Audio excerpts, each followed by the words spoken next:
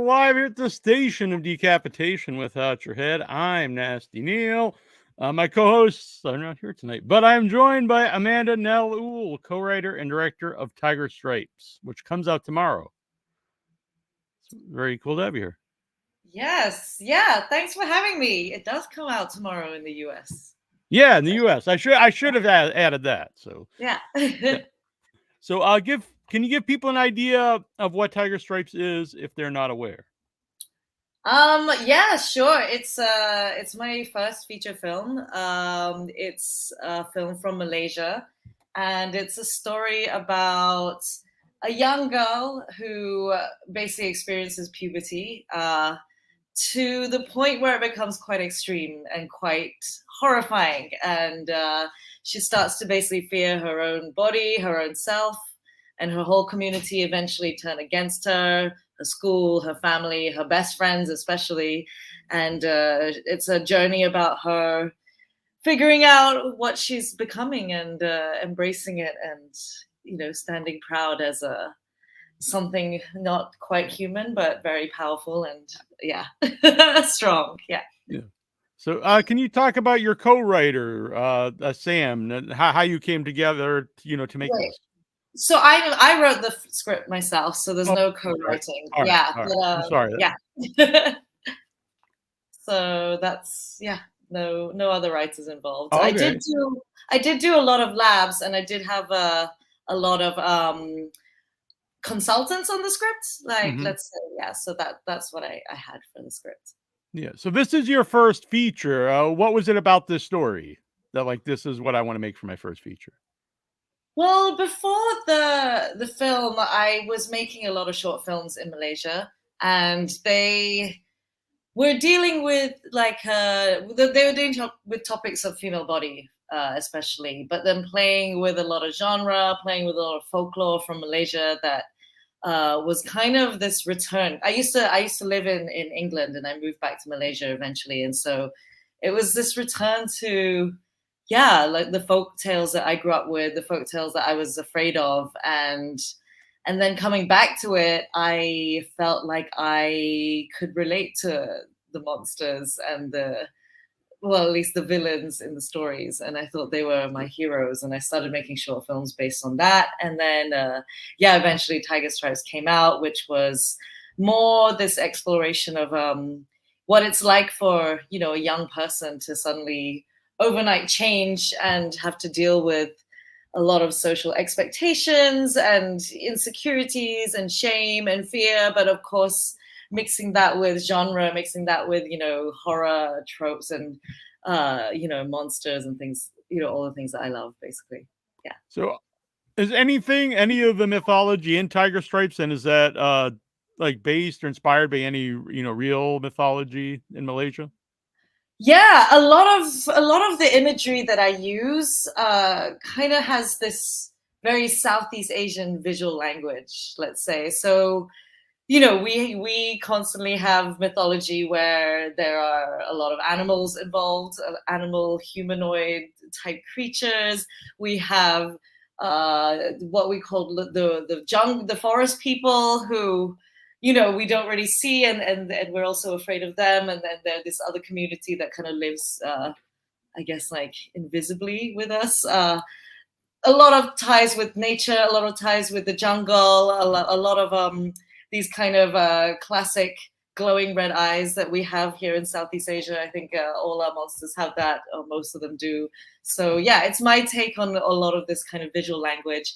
Not any particular folktales per se. I think it's a bit of were tiger, it's a bit of Pontianak, which is like I guess translated to a female vampire. It's a bit of Orang Bunyan, which is again like the forest people that we have here. So yeah, it'll be like a whole like essay if I had to describe every single monster that we have. But we Yeah, have no, amazing monsters. We have very gnarly, very twisted, very bizarre and absurd looking monsters that I think has this very special Southeast Asian flavor. I think that's very unique to this region. Yeah. mm-hmm. So why, it's interesting about that. So Annabelle, my friend Annabelle, I saw it at Boston Underground Film Festival, Yeah. and so when you're putting the movie together, so maybe people in the area, they get the idea of some of the look of some of those monsters and stuff. Yeah. Did you think like it would, would it translate in other countries? Like, would people get it? Right, I know. So I mean, it's been a year now traveling around festivals, and I've been kind of everywhere around the world with it, which has been such a great experience. And of course, whenever I play it to a Southeast Asian audience, it's like an immediate understanding. There's not much explanation. And when I play it to audiences more foreign to this type of language, yeah, maybe sometimes it can be, a little bit different to what people are used to, but that's exactly the point. That's what I want. I want to celebrate that imagery that we have here. We're very used to what a vampire looks like from the West. We're very used to, what a ghostly figure looks like from the West. And I want to introduce people to how we see our monsters and what we find terrifying and also funny. Yeah.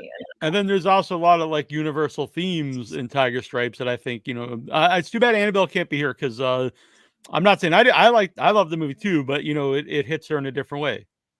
Yeah, definitely. That's the great thing is the themes are incredibly universal. It's really a story about someone who is fighting for their freedom to be themselves fully and not have to hide parts of them that maybe society has said, you should hide and you should fear and you should absolutely hate these parts of you.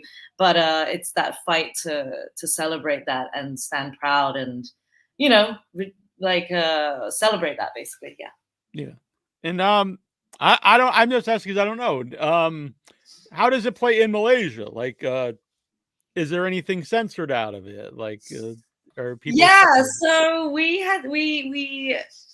did a theatrical run in Malaysia, mainly for Oscar qualifying reasons, and so there are rules where you have to release a film in your own country for 7 days, and it was probably one of the most painful releases ever, just because it had to get really censored. I think in total there were about definitely over 15 cuts, I think.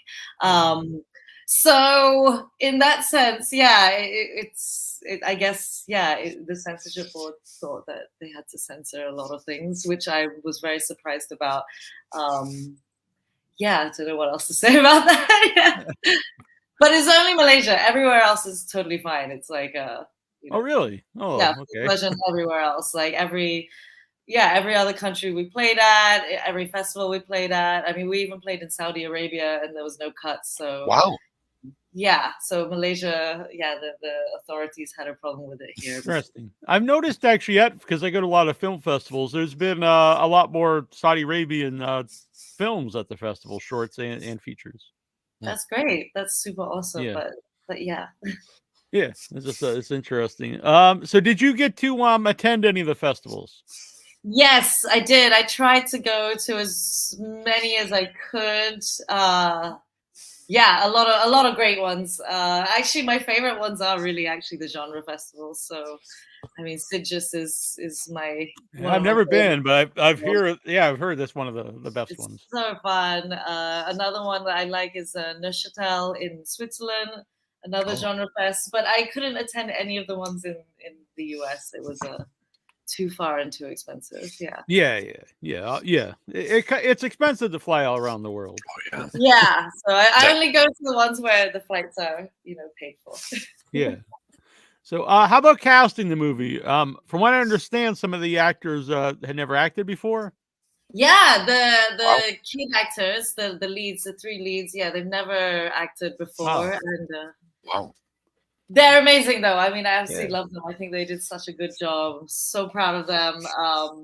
But it was a long process. We started casting right before lockdown for the pandemic, and all my plans of going nationwide, going to visit all the schools to do all this open casting was just like out the window. So then we started looking at Instagram and TikTok, and we found a lot of young people through social media actually, and even like posted adverts, posted casting calls on there. So that kind of helped us a bit. And then eventually I cut a list down to about 30 girls, and we did a lot of workshops. So we workshopped for about almost a year, I think, with a professional acting coach. We also hired a professional sex educator to come in and talk to them. I think it was really important because we're dealing with a lot of themes that, as you can see in Malaysia, might be taboo. I'm dealing with young people in Malaysia who maybe don't have a safe space to be themselves, to fully express themselves. And so it was something that I wanted to create in rehearsal time, in the pre-production, as much as what the story was about. It was, creating that space as well for these young girls. And I think having that space there made them really just be free and really understand who they were and how they could perform. And so, it was a really amazing and fun time to work with them. Yeah. Do you know if they're going to pursue acting after the movie?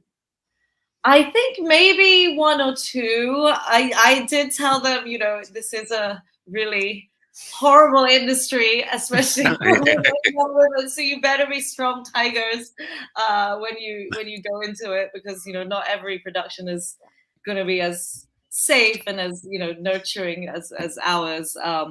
But they're super young, so I'm like, do whatever the hell you want, and you already have the talent, so you can do anything. Yeah. They're even if they'd acted for a long time, they're all super talented in the movie. And I think when you deal with like supernatural elements or fantasy, if you ground the movie in reality, then you can accept the other things. And their friendship and the arc of their friendship seems very real. Yeah, definitely. I mean, the two leads, the ones who play Zafan and Farah, who are, basically eventually go at odds against each other. They develop such a great friendship, and it's so lovely to see them like still, hanging out today. And oh yeah, that's so cool. So the chemistry was definitely there, and I think the support was definitely there between each other, because we spent so much time in the workshops. The other girls in the film are also part of the workshops. They're not like, they're part of the 30 girls that were selected. And to see, the kind of support they had on set as well. Like, let's say one of them would fumble a line, and then it can be overwhelming, right? Being on set is terrifying. There's like so many people just staring at you, running around, and it's definitely a new experience for them. And so, the first few days were tough, and they'd be upset or they'd burst into tears, but I could just see like a whole flock of the girls like just running to each other and like trying to kind of be there for each other and supporting each other. So that was really lovely to see, for sure. Yeah. And so I mentioned, Annabelle and I went to see a movie at Buff Boston Underground Film Festival. And so I was just wondering, have you noticed a different view of the movie between men and women? Yes, yeah, there has. I don't want to say there's like, it's a blanket thing, but I do see that, in general, a lot more women have connected to it a lot easier, let's say. I think for men, it's kind of like, oh, actually, I didn't know this happens. Or, more likely it's like, actually, this is actually the same with me. It's just not with periods. But I also grew up like through awkward stage. Totally part of friends and stuff. I mean, everyone's gone through that. Everyone's felt like an outsider. So, I think a lot of people have, especially, when you were a kid, you'd have your best friend, and then the next day, suddenly everyone stopped talking to you, and you're like, what happened? Like, what have I done wrong? And sometimes you never get the answers. And so kids can be really mean, but definitely a lot of women, have connected to it a lot easier. A lot of women have come up to me and said, like, I was this kid, this was how I grew up and how I experienced things. So yeah. Are your short films genre films? Are they horror films? So I'd say the two most recent ones are definitely genre films. So definitely based on a lot more particular folklore. So there's the Pontianak. I made a short film about a teenage girl who became best friends with a Pontianak. And a Pontianak is a female vampire who is very beautiful, and she goes around walking alone at night, eating men. Nothing wrong with that, you know. Yeah. And then there's another short film that I made, which is about Penanggalan. So that's quite a common monster around Southeast Asia. She's just called different names in Thailand and Indonesia, etc. But what happens is she floats out of her body at night and is just a head with dangling entrails. And she flies around looking for fetuses or newborn babies to devour. And so I made a short about a maternity ward nurse who is one of these creatures. Nice. I need to check these out. Very uplifting. Yeah, I'm definitely down with that. Yeah. So, definitely have a sense of humor with these things. And, yeah, it's super fun. I love playing with genre. Genre is kind of my comfort zone, my safe space. So are both those based off like real legends? Yeah, those are based off very iconic legends in Malaysia. Yeah. Well, it's interesting when you said vampire too, because I was saying in the show, like we've seen, endless vampire movies and werewolf movies, and not that I don't like those, but I'm sure there's all kinds of weird things out there from other, other cultures there aren't movies about. Yeah, definitely. I mean, that like a particular kind of tone in Tiger Stripes is very culturally Southeast Asian. There is this kind of comedic, bizarre, absurd, even down to how I kind of worked with the VFX and the special effects makeup. It was really paying homage to a lot of these kind of monsters. And like we have this horror digest, it's out of print now, but in Malaysia we had this Islamic horror digest, which just had the most craziest watercolor front cover pages that were really nuts. And so that was a huge inspiration, and I'm really happy to kind of show it to people outside of Malaysia and outside of Southeast Asia. Yeah. Are those shorts available for people online, or? They aren't, unfortunately. Yeah, I don't own the rights to it. But if you're nice to me, I can send you links and stuff. All right, yeah, I'd love to see it. That is interesting though, because I see a lot of cool shorts at the festivals, and sometimes there's just not a lot of platforms for them to go after. There isn't at all. So it's like, you catch them on festivals, and maybe sometimes they end up online, but not that often. And besides like YouTube, there's not really a lot. I guess there are some on Shudder, but it's not for as many as I see, there's not a lot of places for them. Oh yeah. Yeah, definitely. So you did festivals with those two? With the I did, yeah. I think the one of the kind of very poignant moments was with the short with the Pontianak, the teenage girls. It went to Venice, so it premiered there, and I think that gave me a lot more confidence to be a director and to be like, oh, I can actually do this, because I think before that it was always this fear. And having had with that short film, I traveled a lot of places to a lot of great festivals, and that was really when I started developing Tiger Stripes, actually. So what did your family think of you wanting to pursue filmmaking? If you want to talk about it, I don't know. We can. It's definitely a place where they didn't know anything about it, let's say. It's such a strange thing to do. I first went to art school, and then through art school I started making a lot of films, and then eventually went to film school. But it was just constant, like, what is this? I don't understand how it works. I don't understand why you do it. How do you even make money out of it? Because you don't really make money out of this stuff, really. Like, it's not that lucrative. I always say, like, if I wanted to make money, I'd do something else, and I'd probably be super rich by now. But this is obviously a very Asian. But then you'd be miserable too. So it's miserable. It's you gotta pay the piper, Yeah, that's true. But in film, it was a long process to kind of introduce them to what it's about. And I think, they're still getting it. They're getting it a bit, but it's not the easiest industry to understand, let's say. Yeah. So were you a horror movie fan then, since you Yes, 100%. That was my gateway drug to films. It started with horror. It started with definitely genre films.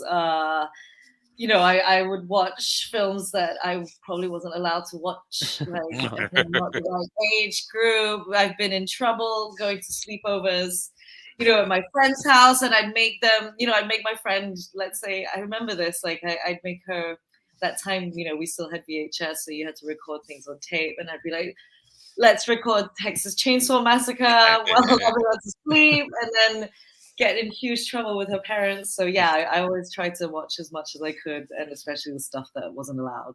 Yeah. Well, something like Texas Chainsaw Massacre, that's a pretty heavy movie. So what were some of the ones that stuck out to you? Definitely. I mean, the one that I will never kind of forget is The Cabinet of Dr. Caligari. So that's wow. The silent movie. Yeah. Silent movie. I watched that maybe when I was about 14, 15. And I think that was when I really fell in love with cinema. I just remember seeing the images, the stills of it, and I was like, I have to get my hands on this film. I want to know what it's about because it looks insane. I mean, the images are very different and they stand out and they're so beautiful. And so, after I watched that, I think every art project I did at school was based on this film, and I became obsessed with it. I think that's probably a very iconic film.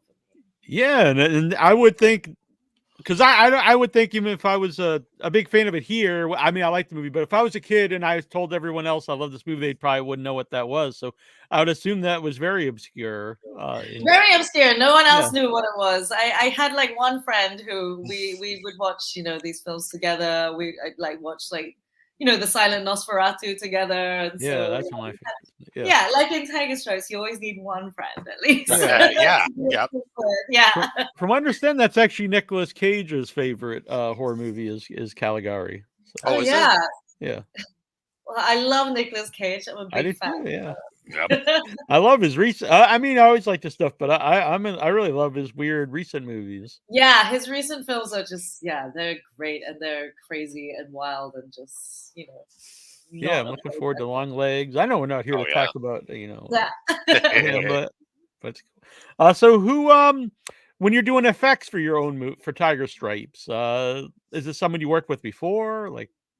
No, I've never worked with these people before. I think before this, making short films, you don't have that much access to, great talent. But with a feature film, the nice plus point is you get to work with and collaborate with more people, and you get to have a real team. So never worked with them before. It was an artist from Netherlands, and then a team from Singapore, and then the VFX was in Taiwan. So it was very international team, but we had a lot of fun. I think one of the biggest challenges, I was talking about, that flavor, that Southeast Asian flavor of monsters, was to really communicate that. Like I remember, so many times I'd be like, she has to look ugly and also powerful and also absurd and also a little bit comedy, but not too comedy, but not too serious. And they're like, what is this? Like this.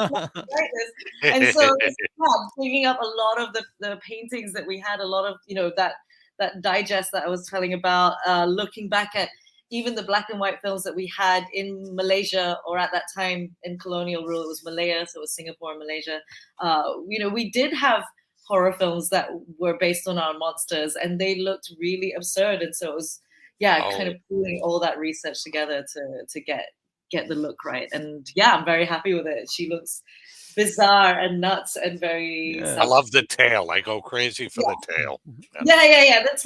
The tail was super fun. It was a lot of back and forth, and then I eventually had to make videos of my own cat, because I have a Sphinx. I think I see your own tail. Okay. Yeah, so I just showed him my tail. I was like, look at that. Yeah, so I'm like, okay, this is what it's like when she's angry. This is what it's like when she's so much cat research. It's very, very Oh, that's great. That's probably even like the climb and everything.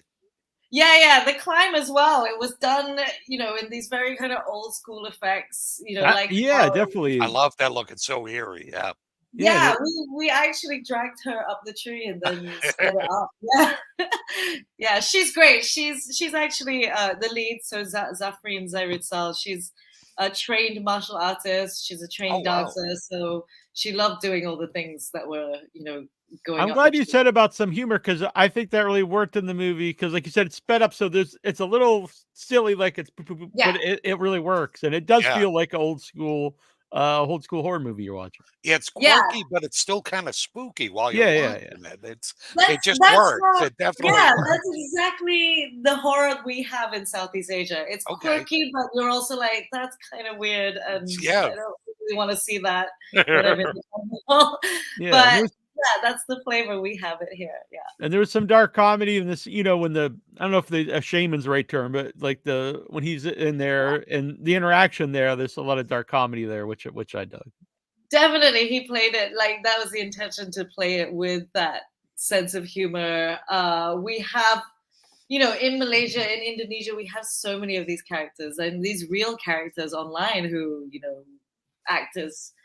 act or are mediums. There is, it's a huge thing that we have on our TikToks right now. Definitely. Yeah. Okay.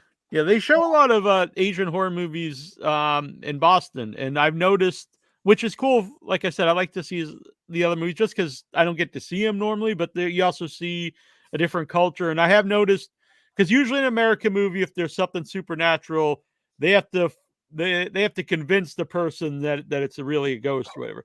But in a lot of the Asian horror, that's like accepted more right away. So that part's not really needed in those movies. Yeah. I think that's definitely also a big thing. It's like in Asian horror, not just in East Asia, but Southeast Asia, we accept that it's there because I think it's part of our culture that, there is a belief, there isn't. You don't walk around and talk to people, and most people will say they believe in the supernatural. They believe that, we're sharing the space with the supernatural. So even when I'm on set, when we shoot in the jungle, we have very strong rules that no one's allowed to pee anywhere in nature. You can't pee, you can't defecate on the trees in the jungle, because this is the space where a spirit is living. And so it's very, very important to us as well that we respect the space, because that's kind of cool, though. I like that. Yeah. So we have that belief as well, and we do practice it. And, we're very aware to be conscious of, the space that we're sharing. Yeah. When you said you were in England, was that to learn to make films? Like, I guess, why did you go to England? I grew up there. I moved there when I was 12 years old. So yeah, I grew up there. I went to art school there. I went to film school there. And then right after film school, I moved back to Malaysia. So, yeah. Why did you move back? I think, I felt like such an outsider in the UK eventually. Even though I spent so many years there, I still felt like I wasn't fully, I didn't fully belong, and I didn't really know the kind of stories that I wanted to tell, the kind of films I wanted to make. And I think only when I moved back to Malaysia, I felt like an outsider again in Malaysia. Having grown up in the UK, everyone was saying, you don't speak like us, you don't behave like us, you can't even speak, as well as we do in the language. And again, I felt like an outsider. But then I was like, you know what, I'm going to make these short films. And so I ended up making short films about these female monsters that are greatly feared in our society and really pushed, to the edges of society. And I was like, they're misunderstood. They are my heroes. And so, yeah, so nice. It kind of worked and it kind of clicked. And making those shorts and making, Tiger Stripes definitely made me feel a lot more secure in my identity, as a Malaysian, I think. Yeah. Yeah.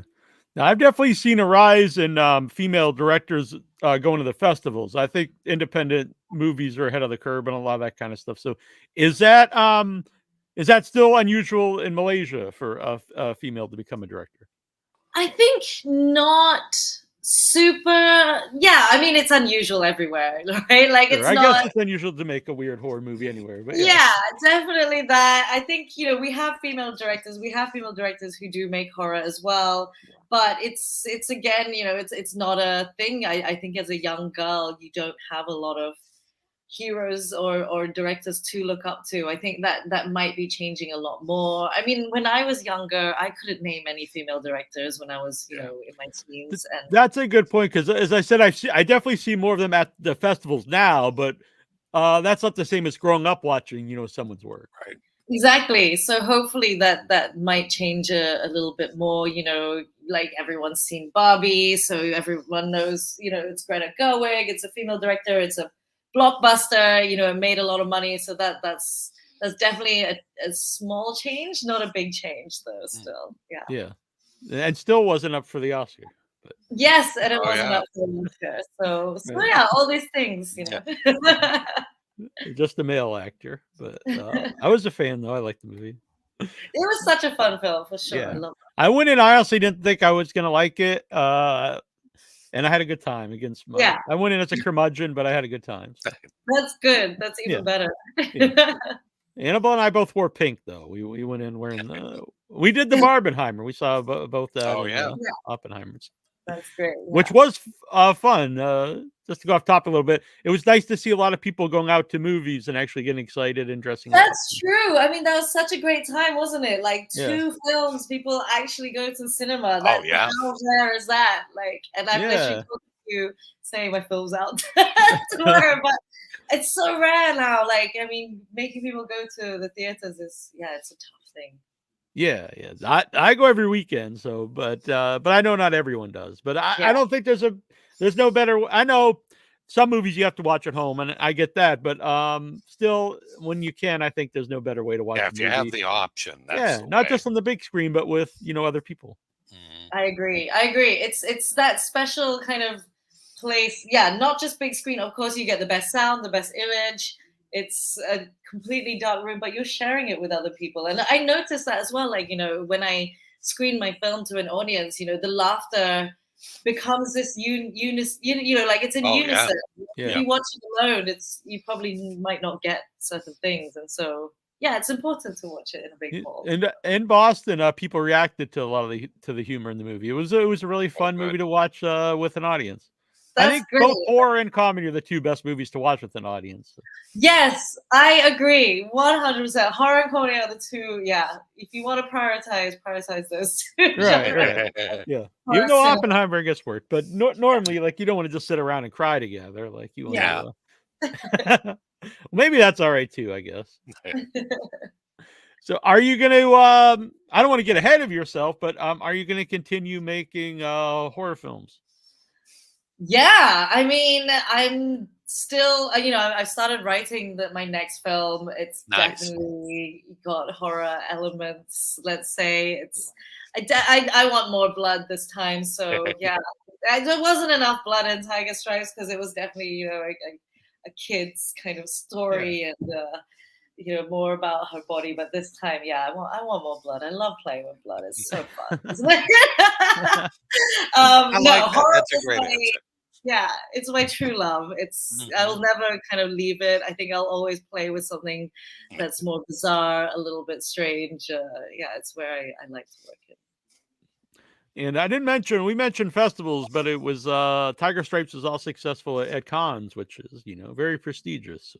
Yes. So it's been 1 year since then. We premiered it 2023. So that was amazing. It was incredible. We did really well. We won a big prize there. And the journey's been awesome since then. Yeah. And obviously, you like, I want my movies to play at these big festivals. But what was that feeling like when you start get accepted to, Sitges and these big festivals?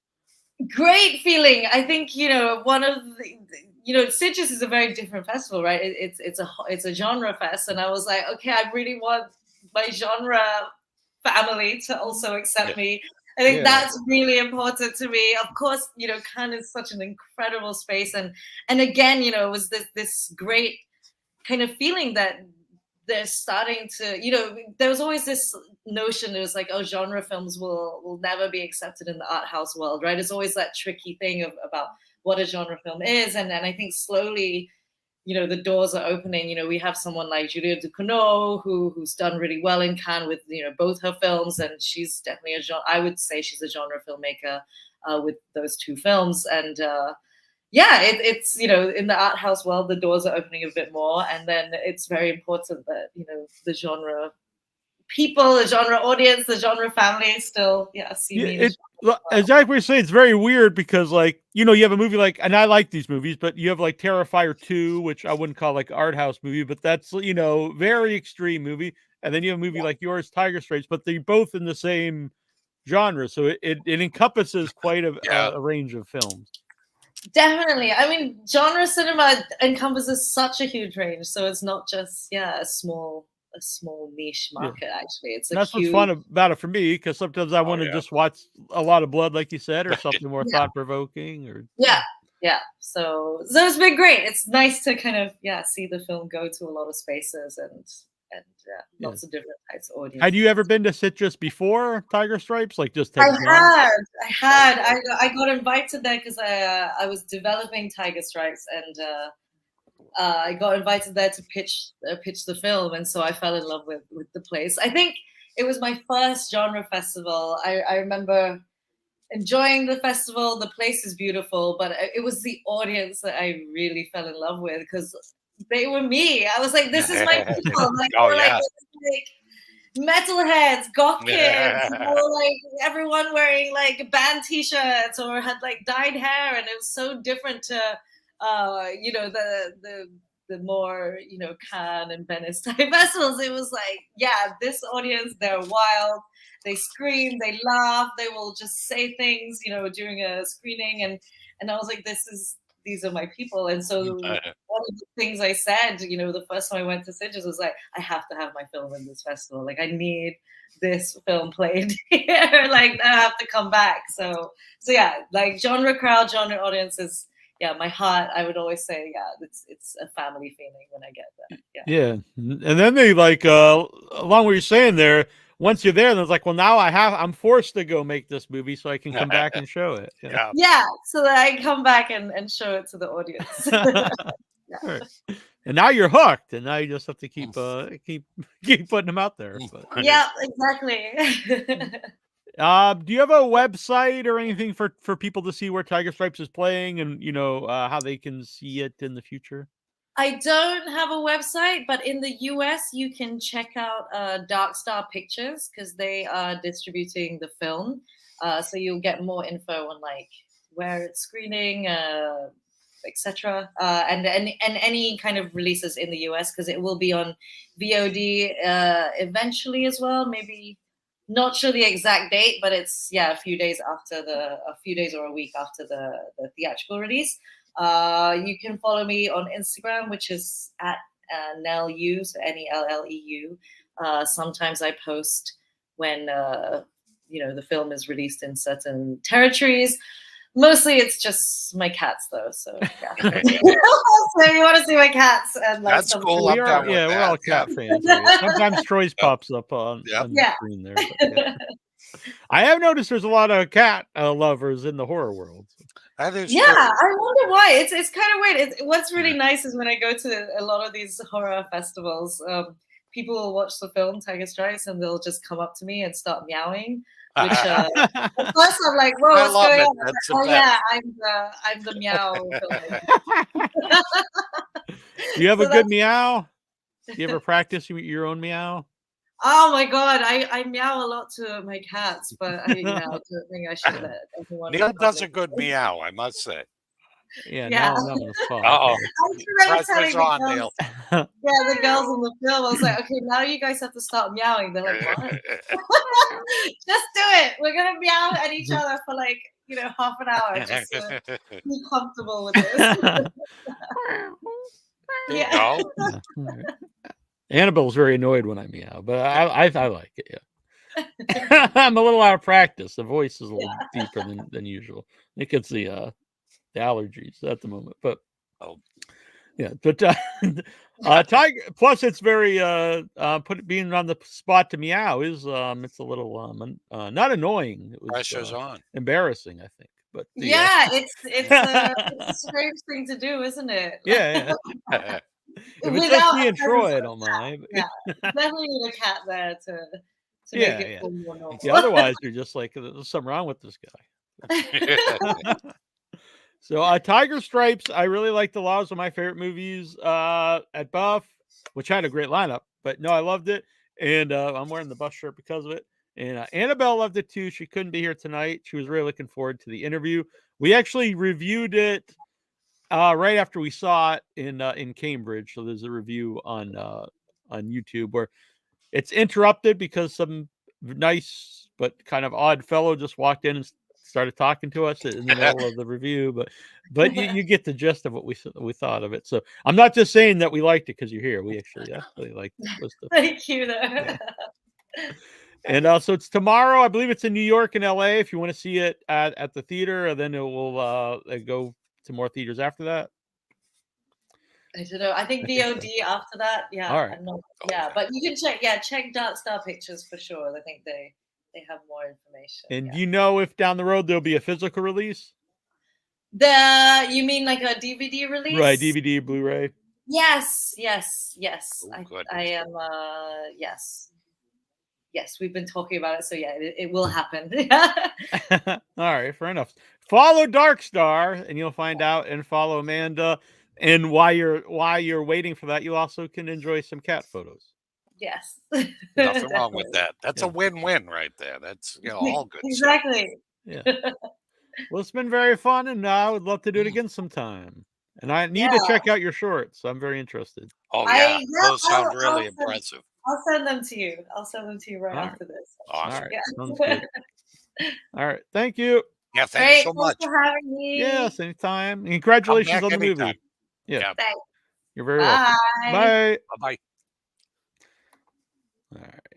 I just removed her because it's easier. Otherwise, there you go. It can be what's going on. But she's it's 8:00 in the future for her, 8 in the morning in Malaysia, 8 p.m. at night for us. So it worked out time wise. So I have a big announcement here tonight, Troy. I always call the intro. So I can't say who yet. Maybe before the night's over, but so things had changed with the upcoming film festival, Severed Limbs. It was going to cost some money to do it. Someone swept in. I think Troy froze. No, I was just waiting. I was frozen in anticipation. You were doing a really good job. I thought you really were frozen. And so a sponsor had come in, and they're going to sponsor the next Severed Limbs. Oh. So it's going to happen at the end of July, and then we'll look for a sponsor for the October one. So things look like it's going to be working out. So we'll be announcing that either before the end of the show, who the sponsor is, but we will have a sponsor. So starting by this weekend, we will be taking submissions for Severed Limbs. Too cool. Well, thank you, sponsor, whoever you are. Yes. Good dude. So we will a former guest on the show. Oh. So it's very nice of them. So Tiger Stripes, really cool movie. People should check this out. And also check out your local film festivals. Boston Underground Film Festival. Severed Limbs Film Festival. Coase thinks it's a guy who looks like Mads. It's not, but that is a pretty cool guess. Oh. He thinks it's a guy who makes what is it? It's not Reanimator. It's these movies about severed penises. So, but it's not him. It's not him. All right, but the guy looks like Mads Mikkelsen. Yeah. Oh, I love him then. Whoever it is. Yeah, he looks a lot like him. I don't have a picture handy, or else I would show it. Plus, if I did, if I just popped it up at me, something weird here. Neil's got a folder of this guy or something. Anytime I can just pop it up with a bunch of severed penises and. Right. No, but they're fun shorts. I believe they're putting the whole collection together on a Blu-ray. Oh, okay, cool. So I saw these are for sale, and I didn't write down where they are, but look these up online. They're pretty wild. Oh. What on earth is this? It's just like a little. I thought it was a tiki mug at first, but it's a ceramic just figurine. Oh, okay. Yeah, I was hoping it was like a coffee mug or something like that. I love it. Yeah, it's pretty cool though. Yeah, I like it. I dig it. So we get that. And that reminds me. So you remember Annabelle and I have gone to these Friday the 13th out in the woods? Oh, yes. So there's a Friday the 13th coming up in September. So they're doing it again. And this time, that's always a double feature. So this time they're showing the final chapter, which is part 4, my personal favorite. Nice. With Corey Feldman. And then Jason X. So very strange double feature. So you'll see Jason get killed, and then you'll see when he's frozen and blasted into outer space. But not only showing that in the woods. Yeah, I was gonna say you get that woodsy feel when he's in outer space. Well, they do go to the holodeck where the holodeck is has like the Camp Crystal Lake. Oh, all right. But in addition, it will also be presented by NASA. They're going to have a NASA. This is true. I'm not making this up. They're going to have a NASA affiliate there to present Jason X. Okay. I wonder if they're going to talk about like the science behind. Remember, I had the idea that I was going to try to get that scientist, I forget his name now, on the show, and we were going to do the silence of violence. And do you think they're going to do that? Is NASA going to talk about how realistic the science is in Jason X? They might tell you like what zero gravity would do if you like sliced off somebody's head. Right. Like, could they really where does do the blood go? Yeah, could they really do the freeze-dried head and then shatter it? Is that possible? Could you really freeze Jason Voorhees and thaw him out?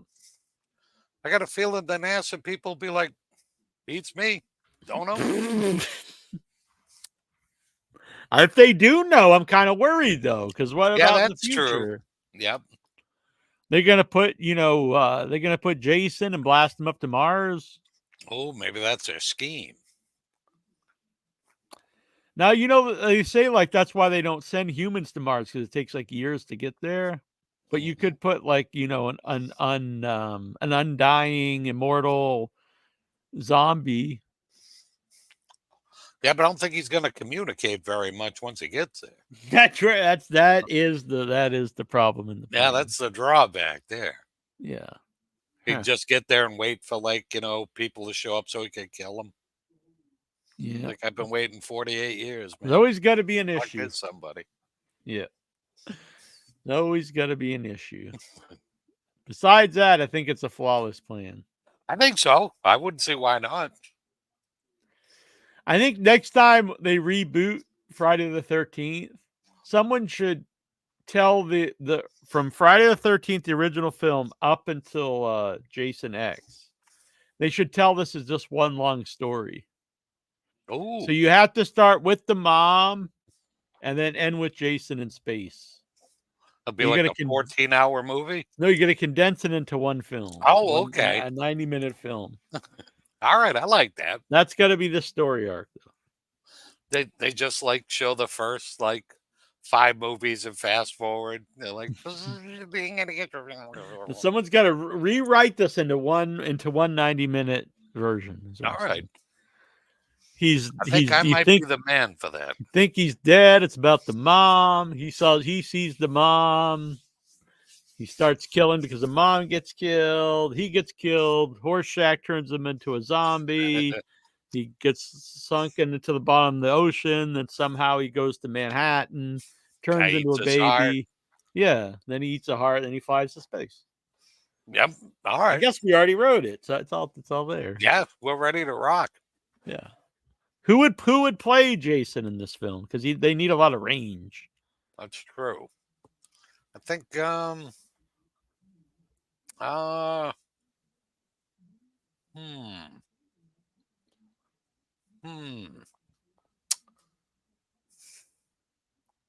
Dinklage. Peter Dinklage. That's interesting casting. Yep. Now, years ago, Stephen King, who people may know, I've heard of that guy. Writer. He said that he had his own version of a Friday the 13th movie. Oh. And like they just, I guess, like they weren't interested, but I'm like, If Stephen King has an idea for this, like, why wouldn't someone be like, yes, let's do this? Yeah, you would think. Like, it's probably going to be Like, nothing nah, against man, a we're lot of the throwing movies, this but guy in hell. Where probably going to be a little elevated. Yeah. I think a lot of it was Wow. about Jason as a kid when he's like bullied and stuff. And I don't know. It's like, man, Yeah, I'd probably be kind of intrigued by that. so some people are they're pissed about this, Oh, and that is Robert Pattinson. He's going to be producing a Possession remake, 1981 Possession film. It's a great movie. hmm But I'm not against this because it's over 40 years old. yeah. I don't always like all Robert Pattinson's movies, but I think he's a guy who really takes chances in the movies he does. I kind of like the guy.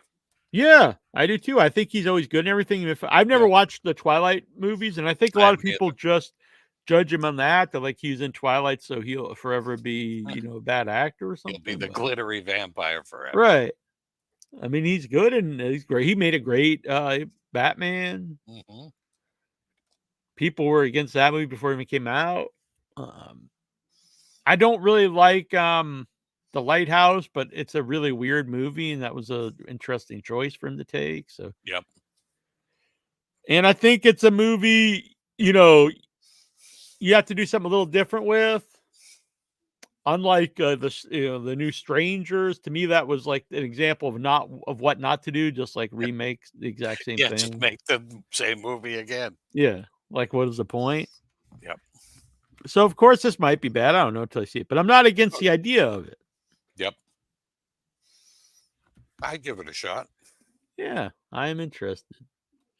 Coast is saying that people would just kick Peter Dinklage out of the way, but I don't know. He's pretty badass in Game of Thrones. Yeah, he just, there's a presence about him. Maybe he'd be a better Michael Myers than Jason. Interesting. Ah. See, I'm glad you're not just going to like Leprechaun or something. Oh, no, I wouldn't do that to the man. Yeah, or Chucky or something. But yeah, no. Or maybe Leatherface. He'd bring a completely different take to that. Meteor shit. Look at this figure from Monstars. Awesome. Even got the bucket and the Geordy broken meteor. Oh my God. I wouldn't give you $200 for a broken meteor. I wouldn't give you 2 cents. Man, I'd love to have this figure. I think it's quite expensive, but it's pretty awesome. Really well made. Varrow Luck's always in. Always bad. Man, that is cool. That is totally badass. Do they do any others from Creepshow or just the Geordy Verrill? Let me look up the thing. I don't know.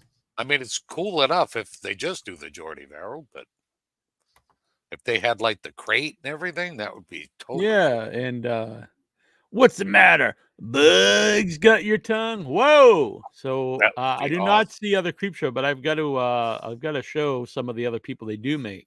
Oh. They're not that bad. I thought they'd bring more money. They're $20, so that's not bad.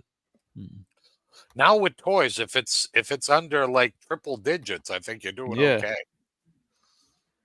But look at this. That's not Tor Johnson. Oh my God. Humanoids from the deep. Oh, that is totally awesome. Damn. Wow. All right, this company's my okay language. with me. Yeah, and Tor Johnson, look. Oh my God. Oh, I need that. That is something I need in my life. That is so cool. And then there was there a Tor like that he was glow in the dark? Oh my God. Does he come with that? With the I hope so. The tombstone? Yeah, he's got it behind him, the tombstone. Oh my God. I need that. That I need. That is so good. Yeah, you can get him glowing purple or green. Wow. I want them in all those colors. Damn. I don't think one Tor is enough. Yeah, you need an army of Tor, the Tor army. Yeah. That's true. Maybe that would be like a. Oh, what else do we have here? We That have a would be black like and white tour. That's pretty awesome too. What is that moon monster? Oh, I see another creep show coming up. Oh yeah, we've got the creep. Oh man. Whoa. A And glow in he's the a dark glow in the creep. dark. Yeah. Oh, that's totally cool. Nice. Wow. Damn, these I'm are pretty definitely sweet. down That with one's this. $30 though. Oh, and the green slime's pretty bitchin' too. What is that from? The old movie, the green slime.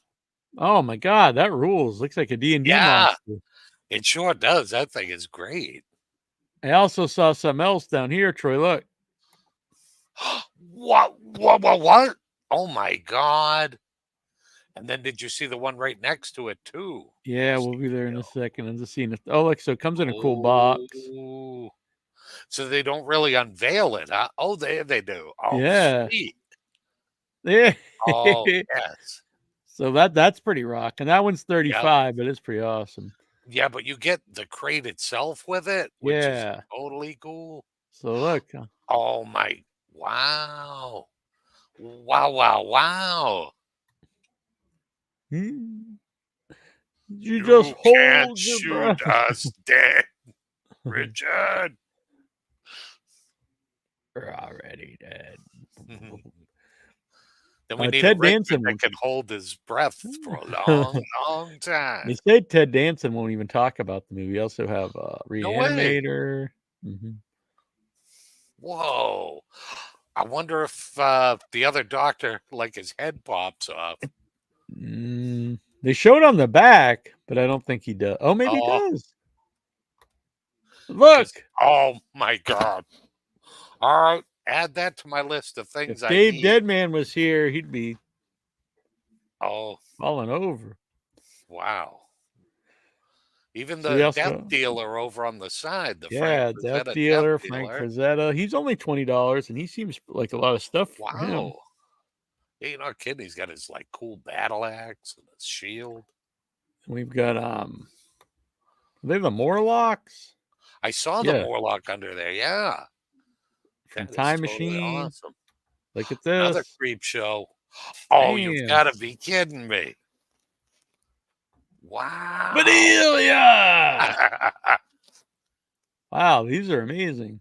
Those are so cool. Yeah, if anyone's ever looking for a Nasty Neal gifts. Oh, yeah. Oh, man. We got It. That was one of the monsters from our cat calendar. Yep. Oh, wow. I think that they have a red one, which I think is what the colorized one always was. Yeah. Wow. Then I see a Herbert West by himself next to it. Oh my God. Yep. That is totally cool. I love the fingers on it. They got them right with the 3-finger thing. Yeah, we got Herbert West. Wow. We got Bub. That's not the Tingler. Is it? Hit in the Pendulum. Yes, a life-size Tingler. That one's $150, but it says it's life-size. So you can hook it to somebody's spine and oh my God. I think our guests are here. They're probably wondering, what the hell is this guy doing? Like these guys are crazy. Get this off the screen here. Hello. Hey. We are here. Hey, Neil. Hello. It's good to have everyone here. How are you guys doing? Hello. Hey, the bear's here too. Oh, I like the shirt. So we're joined by Christopher Outridge. Great. Grace Julianna. Yes. Paull C. Kelly. That's Paull C. Kelly. And I believe we'll have another one with us here. But we're here to talk about Teddy. We're going to be missing Geordy today because they wouldn't let him off for work, unfortunately. Oh, okay. Bummer. Well, we can do a second one when Teddy Cuddles is when the puppet is made, we can all come back on again. Yes. We'll have to put him in front of Paull because Paul's doing his voice. Yeah. Exactly. Just have the puppet just sitting right in front of Paull. Yeah, Chris is trying to cover you up already. He's like, just put the puppet in front of him. It's like, hey. So, Chris, give people Yeah. an idea of what Teddy Cuddles is going to be for those not aware. Okay, for those of you who are not aware, my name is Christopher Outridge. I am the screenwriter for Teddy Cuddles. Teddy Cuddles is a short horror comedy film about a man by the name of Jacob, played by Geordy Skolnick, who purchases this 1985 Teddy Cuddles teddy bear. He was the hottest toy in town in the 80s. But then a horror movie comes out about a teddy bear massacring people. Nobody wanted it. People were scared of it. So it became a hot collector's item. Geordy's character, Jacob, finds it. He buys it. He thinks it's going to be worth a ton of money. He brings it home. His girlfriend, played by Julianna.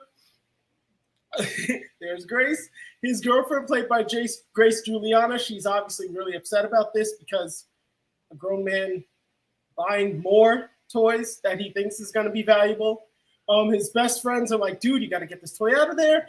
And all that teddy bear's worth is the bloody massacre that ensues on him and all of his friends. This is basically, if you take Ted and you mash him up with Chucky, you have Teddy Cuddles. This vulgar, 3-foot-tall teddy bear that's going around killing people. Well, I'm sold instantly here because I'm a fan of killer dolls. I also like toys too. I'm sorry to say that, but I am a toy fan. Like so, toys? yeah. So, Grace, how did you get involved in Teddy Cuddles? Wait, can you guys hear me now? Yeah, we can hear you. Yeah. Okay, great. My audio was off. So I met Christopher, the director, at a film festival called Shockfest Film Festival. His script was getting a lot of buzz, and as a host of Shockfest, I wanted to personally go up to him and meet him. And I met with him, and we really clicked, and we talked for about an hour or so outside of the festival. And he was telling me about his script, and I thought it really sounded awesome. And horror is my genre. That's my favorite thing. As an actress, I mean, if I could only do horror, like, I would be happy. But I mean, that's not how it works. But I love horror. And when he told me about Teddy Cuddles, I just thought it was amazing. And like what he said, it's like Chucky, but as a teddy bear. But it's raunchy, it's funny, it's bloody, and I just immediately got hooked. And I wanted to join before even seeing Chris's work, like his previous other productions. I just wanted to be his script. Shockfest loves his script. So I wanted to be a part of it, and we just connected, and that was December. And ever since then, we've been working together. I think Chris really liked my energy. He loved my motivation for the project, so he wanted me to be involved. And I said I would love to be Kristen because, I mean, I'm not going to say too much, but I mean, I just, I want to be involved with the bear. So I want to have a good, juicy part in this script. And he said, for sure. And yeah, we connected ever since. It's been great. Yeah. And Chris, did the role of Kristen change at all when Grace comes on board? No, it didn't change at all. Grace brings an energy that's just absolutely incredible. I mean, she is a Spitfire. Excuse me. She brings an energy. I've been called that. Really, you have. Yes, I have. I didn't have to change anything about Kristen at all. When I read the script and I was thinking about her, and I eventually did, because I'm sitting down and I'm going over my previous film, my current film in pre-production, Flappy. And I thought to myself, I was like, maybe I should send Kristen some of my work, not Kristen, Grace. I'm already calling you by your character name. I was like, maybe I should send Grace some of my work. I mean, I know she's involved in this. I know she's already signed on. She's already done so much for this project already, but I was like, maybe I should send her some of my work so that she could see what's going on. So I actually sent her Flappy the Clown, which is one of the shorts inside of my current project that's in post-production, Slumber Party. I sent her a rough cut of Flappy so that she can not only see me in action, but she can also see Paull in action. Because I had told her, I think she's one of the only people who I told that I wanted Paull to be the voice of Teddy Cuddles. So I sent her that, and she was like, oh my God, this is great. I love horror comedy. Paul's amazing. And I was like, okay, good. She still wants to work with me after this.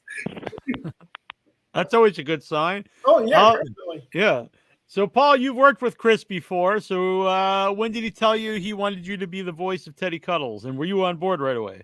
Yeah. So, yeah, I guess we met. I couldn't tell you how many years ago it was now. 7? I don't know. Yeah, I think it was about 7 years. Okay, so it was about 7 years ago, and playing this character Flappy the Clown was very interesting.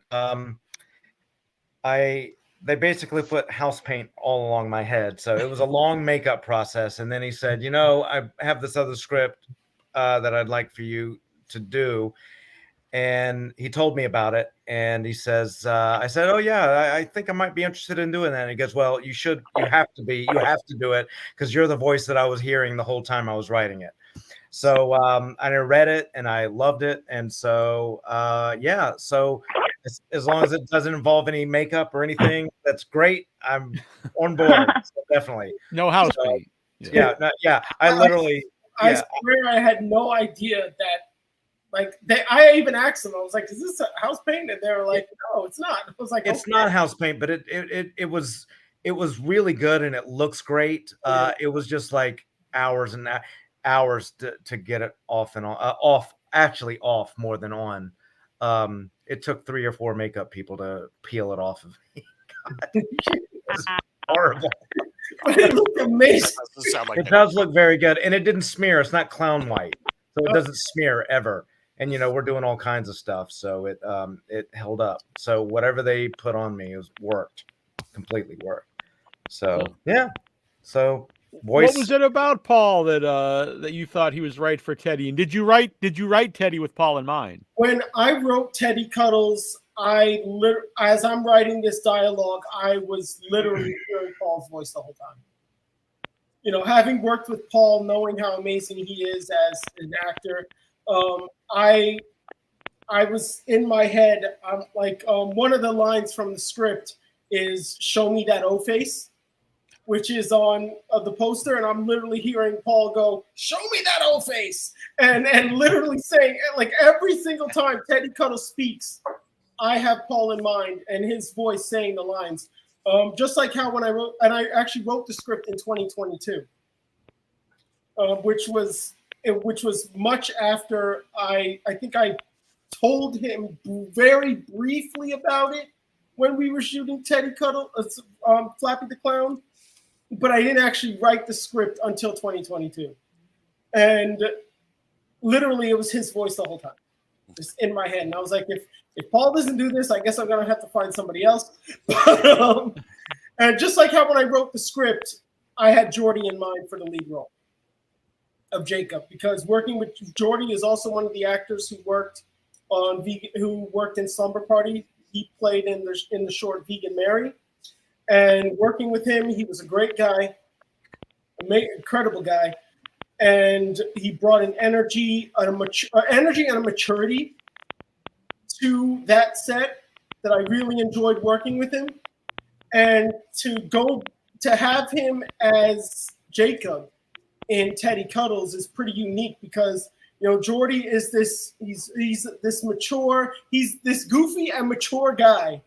I don't want to say goofy in a good way. I want to say lovable. I don't mean goofy in a bad way. Goofy is in like he's lovable, he's energetic, he's there, but he's also a very mature guy. And Jacob is a character who is, unlike his girlfriend, incredibly childish.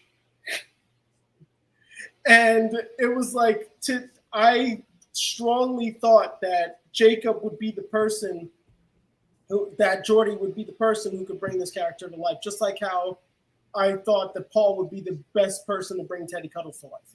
It's all nepotism. It's just we all know each other. That's all. Oh yeah, as much as Yeah. That we works. get into Grace had to talk to me for an hour, so that she was tortured enough. So I figured, okay, I'll give her the role. Yeah. She sat down and talked to me for an hour. So Now, Grace, had you known Geordy at all before this?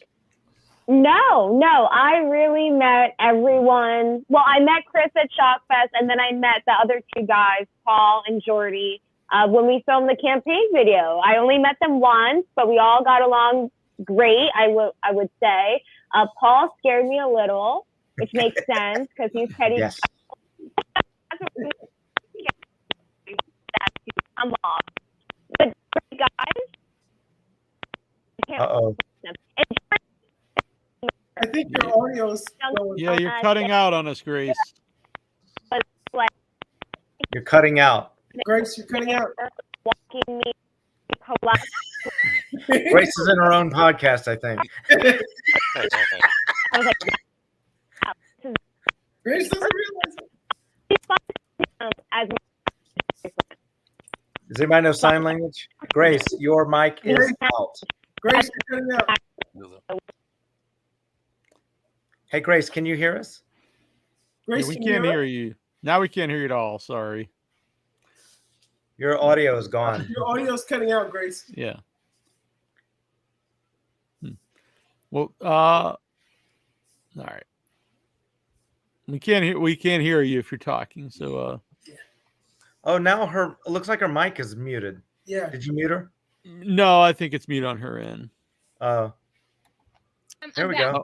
All right. There you go. Hey, Grace is Now we back. can hear you fine. Yeah. What'd you But say? we didn't after hear a my whole- spiel? We didn't hear a whole lot, but there was some excellent mime. You didn't hear? Yeah, you Yeah, pantomime beautifully, though. It was beautiful. I understood Yep. everything. I got the Okay, whole thing. okay, my headphones, they're going on the floor. What I Oh, was saying is, Now you sound perfect, by Geordy the way. is a Yeah. gentleman, and he's very mature, and I can't wait to see him play my childish boyfriend because I can't, a good actor takes on challenges, and I think he could do it. So it'll be nice to see it. I was adding on to what Chris said. He's a really nice, mature man. All right. Very good. Wow, And, he's very mature, clearly. He's mature. He buys Paul toys. is a crazy jerk. Very Yeah, mature. So, On Paul, his resume. It says it on his resume. That's it. That's the only thing that's Mature. Mature gentleman. Special skill, mature. maturity. Oh, all know juggling. so, Paul, did you talk with Chris about the voice of Teddy? It's like, Yeah, I actually did. I said, well, what did you have in mind? And he said, you can do whatever you want. And we're not deep enough into it yet to really have decided on anything. Basically, I assume he liked it from what Flappy was. Flappy was just my voice, really. I don't want it to be this affected voice. The crazy. I don't know how it's gonna go, but it's gonna be my voice. A little heightened a little bit. But I want it to be, just my voice. I think, we're going to try a bunch of stuff. Also, that's going to change when I see the actual teddy bear, when it's built. When the teddy bear's built and we look at it and then we kind of work with it, then I think we'll start to kind of, mold it how we want it, higher, lower, whatever. Yeah. So. yeah. And What are the- that video is on the video on the crowdfunder. You talk about that. That's part of the, to help get this movie made is you want to build a real puppet, a real bear. Right. 100%. We are going. When I wrote this script, I told myself that I am not going to shoot this unless I have a puppet bear on set performing with the actors.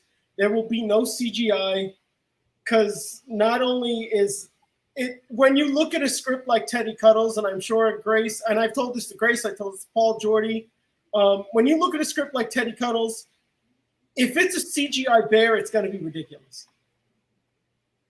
So you need to have that live practical puppet there on set, animated with everybody in order to make this work.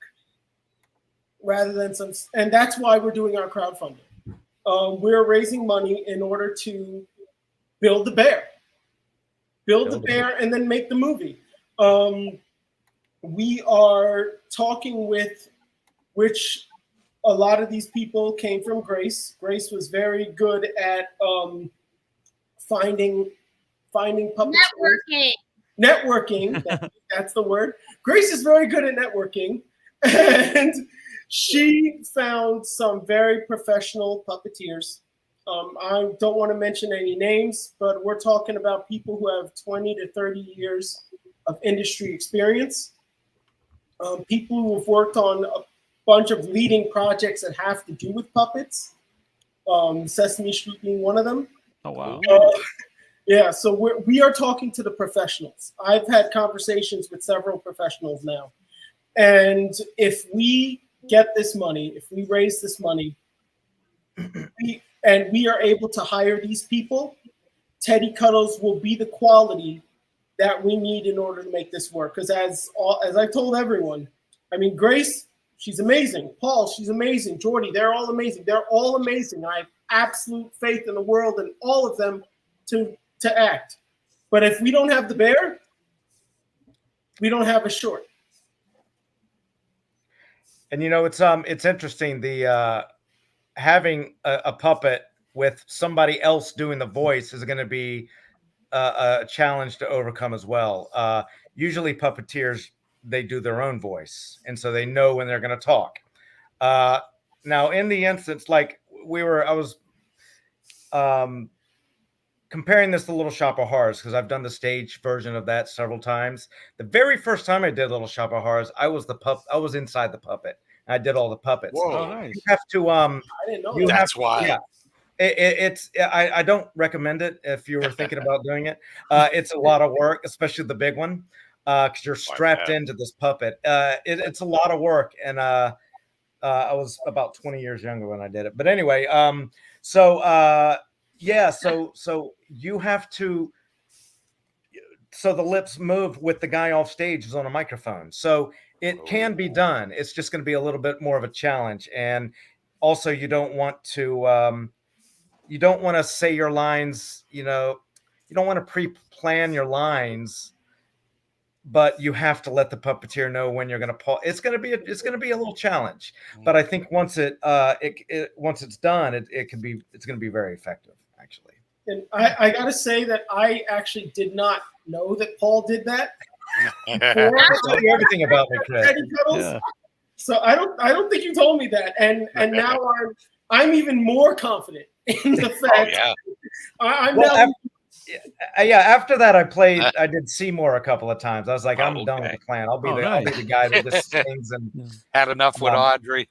Yeah, hang out with Audrey and stuff. But I really it was a lot of fun, because I am very good at I could do it. I could just do it. I could figure out when he was going to say something, and I could even when he'd go, he'd do a couple little, and just stuff. I just went with it. So I anticipated all of it. It's not as easy as it sounds. Maybe it doesn't sound easy. I don't know. Yeah, it doesn't sound too easy. No, I saw Little Shop of Horrors play in '92 in Long Beach, and Dom DeLuise was Mr. Mushnick. Oh my gosh! Nice. Yeah, Wow. Classic. Yeah, it was awesome. Dom DeLuise is not around anymore, is he? No, he's gone. He's gone. God, he was real big in the '80s with the Burt Reynolds and all that. Yeah, it's huge. Yeah, if anyone ever gets we're not just here to talk about Little Shop of Horrors, but if you ever get a chance to see the stage play, it's amazing. It's a different ending than the movie, and you're right. But yeah, it's in New York right now. It's supposed to be very good. Yeah. So I'll go see that eventually. Yeah. So that's amazing, though, to build an actual bear. And I'm pretty sure everyone watching this prefers practical effects over CG. Yeah, that's kind of our crowd. Yeah, I want to make, I have not just with Teddy Cuddles, but with all my shorts, with all my films, I have a dedication to practical effects. I really like to do things as realistic and with as real life as humanly possible and on camera as humanly possible. I don't know if that comes from my experience as an editor, but there are a lot of people who, like, I've been on a lot of sets, and people just walk around, like, people will make a mistake that they could easily have fixed. And then you hear somebody say, oh, the editor will fix it. Yeah. And then I'm sitting there and I'm like, have you edited before? You know, it's like, can you just fix it? Like, it takes you maybe all of 5 minutes to just adjust that light. Like, can you fix it? So and we just an example of the dedication to practical effects. Just I think it was 2 months ago, right? That you had the Severed Limbs Film Festival. Yeah. We'll be having the next one coming. And Meat, my short film Meat, was playing, which was great. Yeah. Love that one. Film Festival, and we won best kill, best gore, at the film festival. And I told everybody watching that film, and now it's on the website, that a major part of Meat is that all the gore in there is not prosthetics. Every single bit of it is actual 100% cooked food. There's something you don't hear often. You don't hear somebody say that often. Yeah, No, you did not. You just don't. my co-producer Amanda, who is she's my sister from another mister. I love her to death. You know, she stood for hours cooking those intestines. The intestines were Paull pasting. Now Grace and Paul are worried about the catering when doing True story. After we were done filming Meat, the last scene, I don't want to give anything away. I actually did taste some of it. I forget how she did. I totally forgot how she did the blood. But what she used for the brain, and it tastes really good. Amanda's a very good cook, but she cooked all of it, and it was no one even realizes it when they look at the script. When they look at the movie, and that's the dedication to practical effects that that I try to insist upon when I go to a makeup artist, and with Teddy Cuddles, when I'm like, we will have a teddy bear. We will have this puppet performing on set with the actors. Paull will be there on set doing the voice. It takes work. It takes dedication, but that's what you want to give to the fans. Yes, it was. I'm telling you, Amanda is a great cook. She's an amazing cook. She seasoned everything. She stuffed all the hog casings with the spaghetti noodles herself, and the spaghetti noodles were also cooked. I forgot what she made the blood out of. There's a liver that you see. That liver, I think, is She needs a cooking series. I know, right? A whole video series, right? Oh yeah, she did amazing, and she did amazing. She is amazing, and I talk about her. I think after we won the award, I think I called her and I told her, I was like, not like this isn't an everyday thing, but I just want you to know that I've been singing your praises for the last, that I'm constantly talking nicely about you to everybody. But by the way, Troy is the one who makes the trophies. Troy's the one who draws those. Oh yeah, Troy draws them. I do the coloring. So yeah. I didn't know. Oh, you're wearing a shirt. Yeah. This one was number 2. This was from a few years back. Yeah. Yeah, that is 2. Yeah, it says 2. Yep. So yeah, that's the dedication to practical effects, to building this teddy bear. And when I went into building, because a lot of the people I've talked to, I've never worked with a prop like a teddy bear on set before. And a lot of people who I've talked to, they told me, it's gonna take this, it's gonna take that. It's not this easy thing.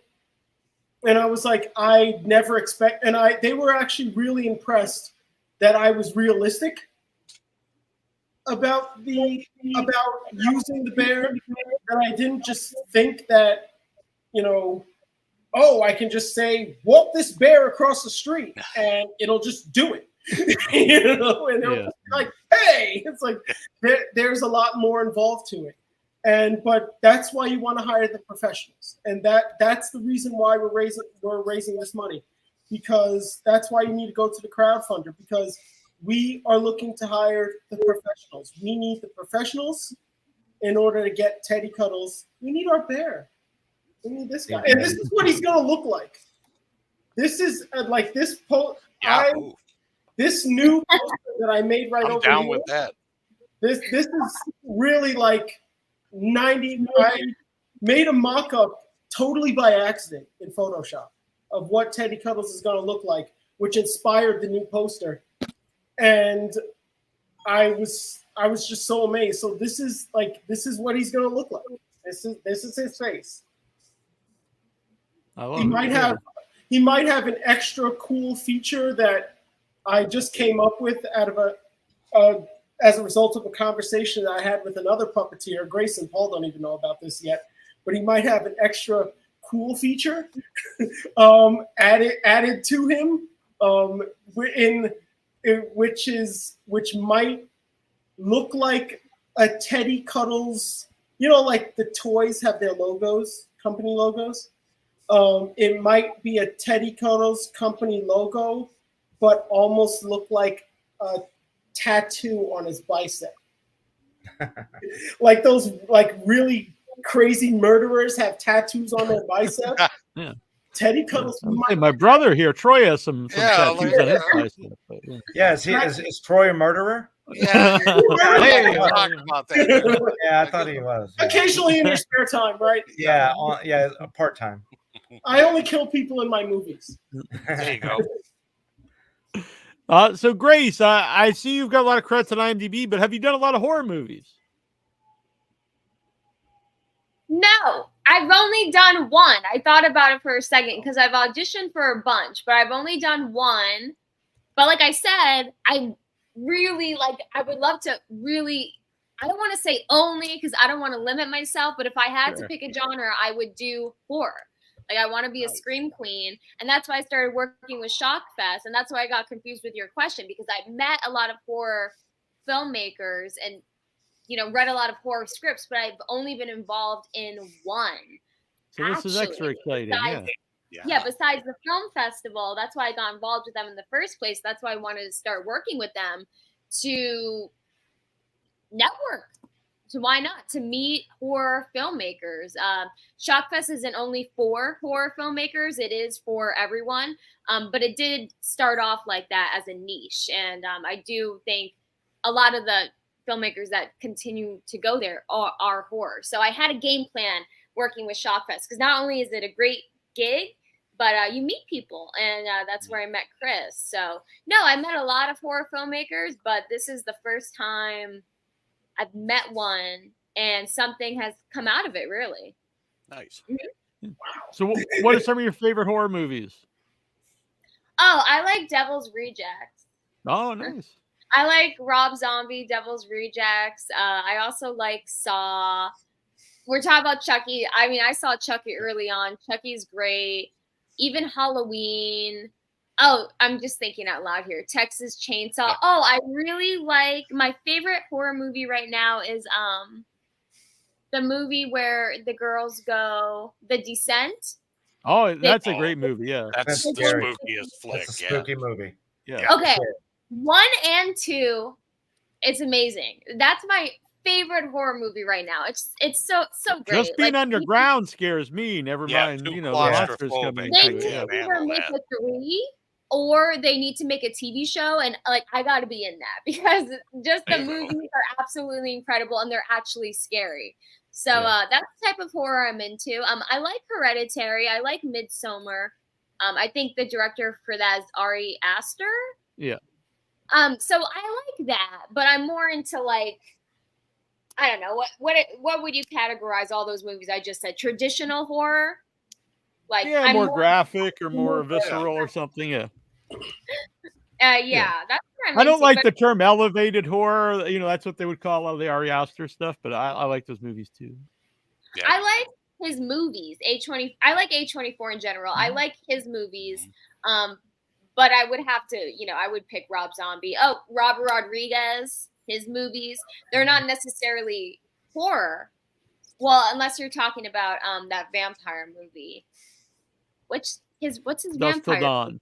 Dust Till Dawn. It's amazing. It's a That's great when movie. I fell in love with Selma Hayek. I said I have to work out when I'm older. I gotta dance because I'm already Mexican, and I do dance, and now I do work out. Like that movie Nice. just. And you need a big snake around you. Yeah, Oh, look that's at it. all you're missing. I want to be like Britney Spears. You know, her little performance. I would do that in a horror movie. But any of those directors, and including Chris, he's up there too. I mean, I feel like they're just great to work with. So, and those horror movies, like that's what I would love to continue to do. Well, I'm And glad I you said think- Devil's Reject. Our very first guest in the show in 2006, our first show was Sid Haig from Devil's Reject. So it means a lot to the show. Yes. Whoa! He scared the shit out of me. I think I Yeah. said 3 words the entire But show. then he was just a really laid back guy. Yeah, Made he was it, a you know, sweetheart. Yeah, very nice guy. Rest in peace to him. I heard through the grapevine he was a really nice man. That's Yep. another reason why I like horror, and I also like metal music. I feel like metal musicians and also horror actors, filmmakers, they're some of the nicest people. But I guess we don't come off that way on camera because we're we're dark and we're edgy. But I hear a lot of them are down to earth. Yeah, if you go to conventions, like Sid was super nice to his fans at conventions. You know, he was really against people raising their prices really high. He never went over $10 for his autograph. He's just a really good guy. Yep. That is And he'd so talk dope. with people for hours. Yeah, He'd and free spend selfies all at his night table. Yeah, He's- just That's telling great. stories and stuff. Just the greatest guy. I think That's I so like that one too.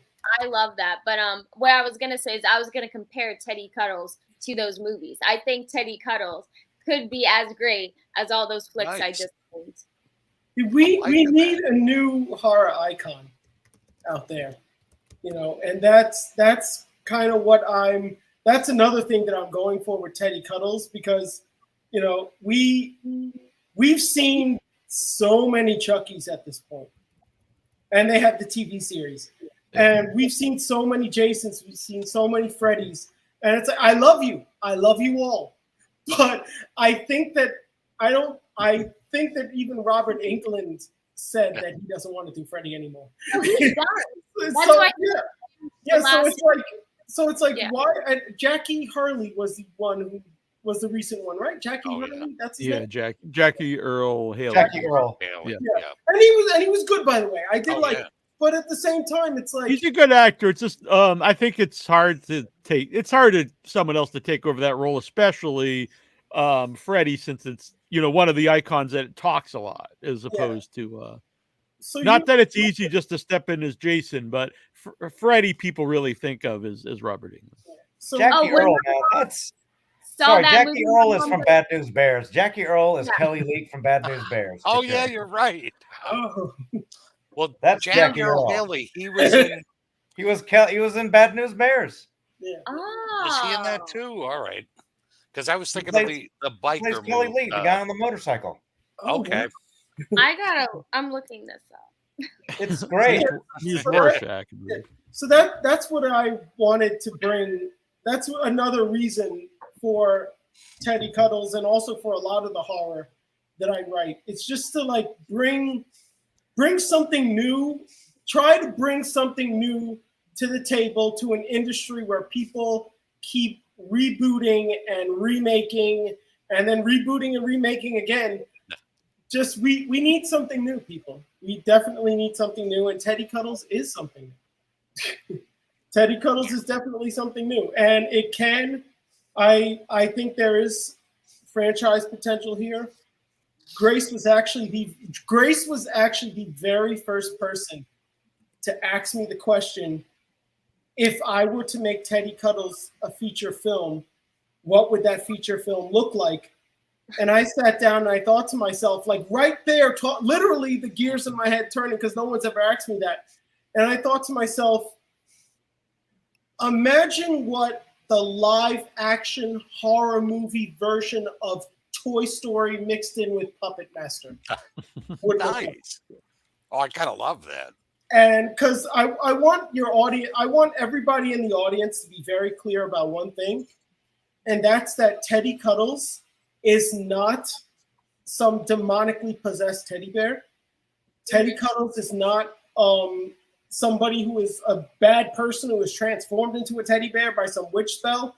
Teddy Cuddles is a toy. You know how Woody goes over to Buzz and he goes, "You are a toy. You're not the real Buzz Lightyear. You're an action figure." Teddy Cuddles is a toy. He is a toy that was incredibly mistreated and is now resorted to killing people.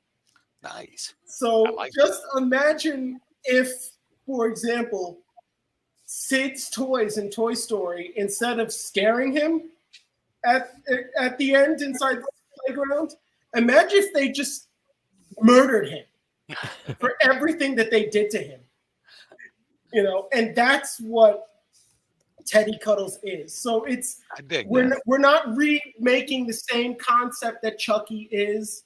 You know, Teddy Cuddles is a toy. And now, Mr. Cuddles over here, Paul, are you also a horror movie fan? Yeah. I'm a little more old school. Halloween is the granddaddy of all horror movies to me. I saw that in the theater, and I'd never been in a theater where the whole theater was actually screaming. I've never experienced that. I think Jaws is considered a horror movie. I think it's an amazing horror movie. I also love Phantasm. I'm a huge Phantasm. So Phantasm's a classic, old, weird. I don't even. I actually don't know what the hell it's about still. But I love it. Yeah, and I love. I like The Exorcist. Nice. I like Magic. That's Magic. I bring up on the show a lot. Troy's my older brother, and that the Magic trailer used to really scare me as a kid. I was just Neil would run away whenever the ad would come on. Yep. And I was a kid when I saw it, and it was just that dummy talking. And remember, the dummy is the size of, this is a young Anthony Hopkins. The dummy is the size of his actual head, and it's horrifying. Oh yeah, it's such a brilliant movie, and it still stands up today. It does. It definitely does. Burgess Meredith, it's great. Oh yeah, he's perfect in it. Burgess and is it Anne Margaret? Is it? Yep. Yeah, it's an amazing cast, really. Yep. Yeah.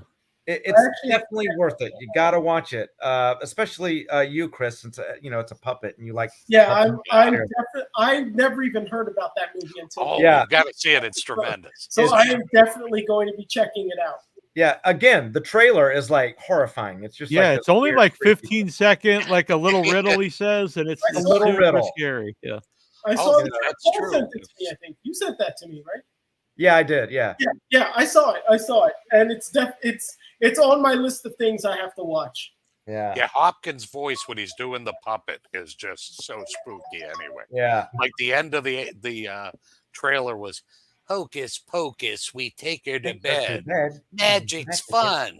You're dead." And then his eyes like look around. Yeah. The best scene in that movie is when Burgess, I don't want to give it away, and I hate when people tell me scenes in movies and it takes like 20 minutes. But it is, but I'm going to do it. No. He literally is trying to, he says, if you guys try to make Corky not talk for 10 minutes. And it's like an incredible scene. He's like, I can do that. I can do that. Yeah. I'm going to watch it tonight, actually. You'll love it. Tonight, man. My personal guarantee you'll love that movie. Yeah, it's great. I just realized, Neil, your severed head looks just like you on this shirt.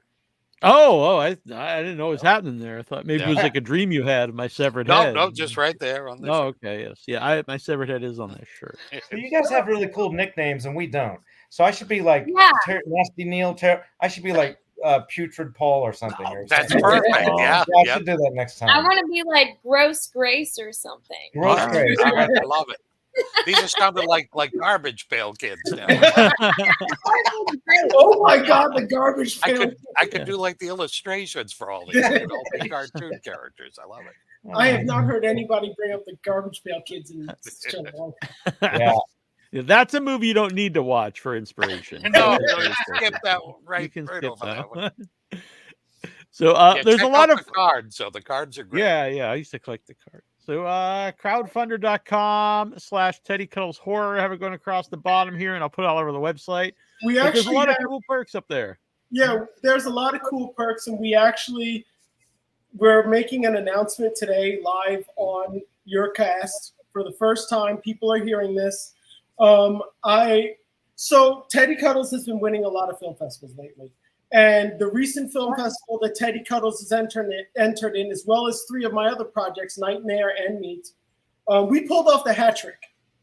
All 3 projects are entered in the Thing in the Basement Horror Film Festival. It's a great name, by the way. Yeah. I know, I love that name. The Thing in the Basement Horror Film Festival is going to be streaming virtually from June 30th to July 23rd.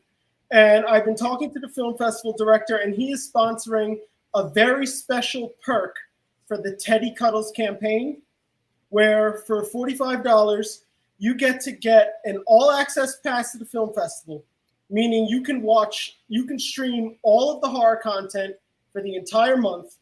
Oh wow! From June 30th to July 23rd, you get to stream all of their content. You get a T-shirt, you get a whole sticker bundle, and also Nefarious Confections, our baking company who makes the Teddy Cuddles cookies.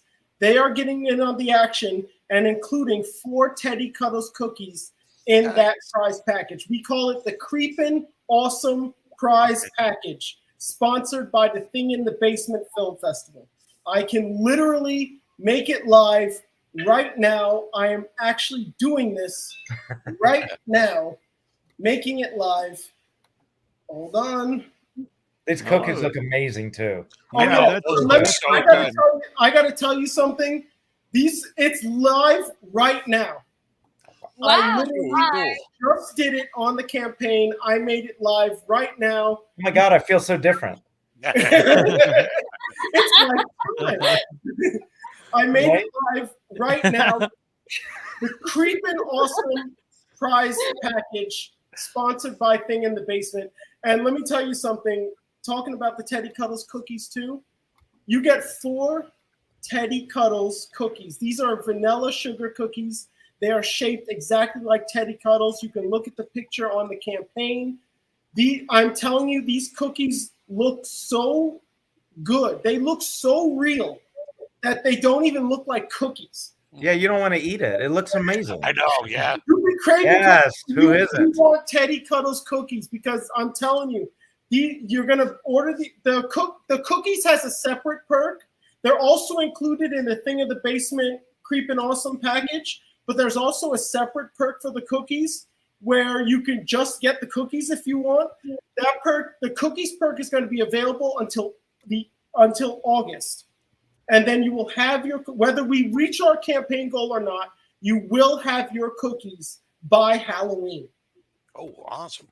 And if you want, and again, support and buying these cookies and when you buy the Teddy Cuddles cookies, you're not just supporting our campaign, you're supporting, there she is.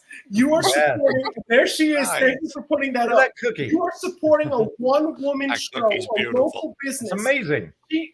Look at that is the actual picture of what these cookies look like. It is brilliant. And when you buy Teddy Cuddles cookies, you're not just supporting our campaign, you're supporting a local business. She built this business from the ground up. I believe it's only been around for a year. I believe she's only been around for a year, but she's been baking, and these cookies are amazing. The thing in the Creepin' Awesome Prize Package, that is going to be available starting literally right now because I just put it up there. That's going to be available until the last day of the festival, which is July 23rd. So go on to the campaign, check out those exclusive offers and there it is. Nice. The Creepin' Awesome Prize Package is going to be available until July 23rd. And the cookies, you have until August to order them. You're going to get your cookies by Halloween, in time for Halloween to enjoy whether we reach our campaign goal or not. By Halloween. Why Halloween? Because No, I said by Halloween. Okay. Oh, I was thinking, wow, that's a really slow cooker. I mean, it's like, it takes a while. They want to burn, Low very and special slow. That's ingredient. what we're Yeah. looking for. Yeah. I can't talk up these cookies enough. And Sabrina is amazing with the dedication that she puts in. The Thing in the Basement Film Festival, where you can also stream Nightmare and Meat, Slumber Party's Nightmare and Meat, both played at Severed Limbs. The next time you're going to be able to see it is through the Thing in the Basement Film Festival. And if you get involved with the Creepin' Awesome prize package, you're going to get the all-access pass to not only see both of those films, but our campaign video for Teddy Cuddles, I believe, is also featured on the website. And you get to stream an entire month's worth of all the horror content that they have up there. So it's really a good offer. Oh yeah. And you can only That's a find that on win-win the right Teddy there. Cuddles campaign. News broke right here on Without Your Head. Nice. We like an exclusive. Oh yeah, exactly. So it's a crowdfunder. That's without an E. Crowdfunder, FUNDR.com. The link's right here, folks, and I'll post it all over the website, so you can go click right on it. And there's all kinds of fun perks, cookies, the Thing in the Basement. You can get producer credits. So there's social producer credits, all kinds of credits. You can get signed, and also just so that people know, as we raise more money, if it comes close to us actually being able to reach our goal, we will release other perks. There are other perks we have in mind, like DVD, like Blu-ray copies of the movie, because nobody has DVDs anymore. Blu-ray copies of the movie. Maybe a prop. You can get a prop from the set. Maybe one of the knives that Teddy Cuddles uses. But having those perks is the more money we raise, the more I can offer those exclusive perks. Yep. And if you're really good, you get seasoned meat also. Oh yeah. If you're really good, maybe Amanda will come over and cook some and test. You know what, Chris? It's so funny you mentioned that. Love it. Chris, as you were talking about that, I was like, many months ago, years ago, I did some metal video for a band called. Yeah, you showed us that video. Wait, yeah, Within the Ruins. Remember that? Within the Ruins? Yeah, you showed it to us. Yeah. So there's a band called Within the Ruins, and they it's called Feeding Frenzy, and we used meat. Did we talk about this? You I that. my own guts out, and it's meat. And one of the other cast members ate it. I'm like, are you? She was crazy. I'm like, you're definitely got hepatitis. I don't know what you got. But you don't eat raw meat. That she was like, oh, I'll get. Okay. It wasn't seasoned and cooked like it was not seasoned or cooked. Amanda seasoned and cooked for meat. Like I gotta tell you, she seasoned it, she cooked it. It was I was the only one brave enough to like actually willingly eat it, but it was good. Like it was all. I was at a convention in Atlantic City that they did was called the convention was Bizarre EC, but they had Bizarre Bites, and it was some local chef who's some bigwig or something, but he made stuff out all kinds of like they had lollipops with ants in them, real ants. Yeah, I love it. And Rocky Mountain oysters, but a lot of weird stuff. Yeah. I tried the Rocky Mountain oysters. I could say I'm not a big fan. I have to say. Yeah. No. Which I was kind of happy about. I don't know. More the consistency of the taste. Yeah. Oh, really? Yeah. They had like they were like on that, they were like damp sawdust, so it was not pleasant. God. But it was a fun event to go to. It's horrible. It was probably more horrible than fun. But Is that why your name's Nasty Neal? Nasty Neal? I don't know. He's Nasty Neal because he eats nasty things. Yeah. It's filthy. Yeah, I've not had raw intestines yet, though. All right. You don't need to. I won't add yet, in case. Yeah. Right. Okay. Well, if you happen to run into somebody who you just ask them, "Hey, can I have your intestines?" Neil do the testicles, but the intestines he draws the line at. Don't go walking around asking for people's testicles. Though. No, okay. Intestines okay, but not testicles. Right, that's totally fine. No one will bat an eye. But, yeah. So you mentioned that it won awards, and so I just want people to know that was for the screenplay. Oh yeah, yes. The Teddy Cuddles screenplay. Yeah. It's been in film festivals now since December 2023, And Shockfest Film Festival was actually the very first film festival that we won. And since then, we've picked up at least 10 Best Short Screenplay Awards. That's amazing. We've either won or we've been a finalist. We've either won or been a finalist. Like there's no either or. Like it's either we won or we were a finalist. It's amazing. So it's like, I sit there and I keep telling myself, how did this happen? Like, wow, are you serious? Are we still winning? But people like this script. And part of the reason why I started doing this, part of the reason why I got Paull and Grace and Geordy together is why I started this campaign is because this script is really making waves. And there are more film festivals that I've entered. There are several other film festivals that we've entered. And I think starting in after Thing in the Basement, I think there's like maybe 10 other film festivals throughout the year, 10 left that I entered. So there's going to be a lot of festival activity, I think, starting in August and then further down the road. If you check us out on Facebook, Teddy Cuddles on Facebook, you get to check out our laurels. It's right here on the shirt. That's some of it. Nice. But yeah, like this, and I want to say that it's because of our ending. I want to say it's because of our ending, and I'm not going to say anything else about it. But Teddy Cuddles is a good script, and if you're looking for something new, if you're looking for something new, if you're looking for a brand new horror icon to come out, then Teddy Cuddles is definitely it, because this little guy right here he's something else, and he's gonna make he's gonna be a presence on your screen. Trust me on this. So how big is Teddy Cuddles? Is he like the size of Teddy? That's a great question. I don't know that either. He's going to be 3 feet tall. And part of the reason why I decided on 3 feet was because of the fact that, part of the reason why it's because of Diana right here. Say hi, Diana. You guys remember her from Nightmare? Yeah. I was talking with the puppeteers, right? And they were sitting there saying, well, you can't have this teddy bear like a normal size, like 1 foot thing, because then somebody can just kick it across the street.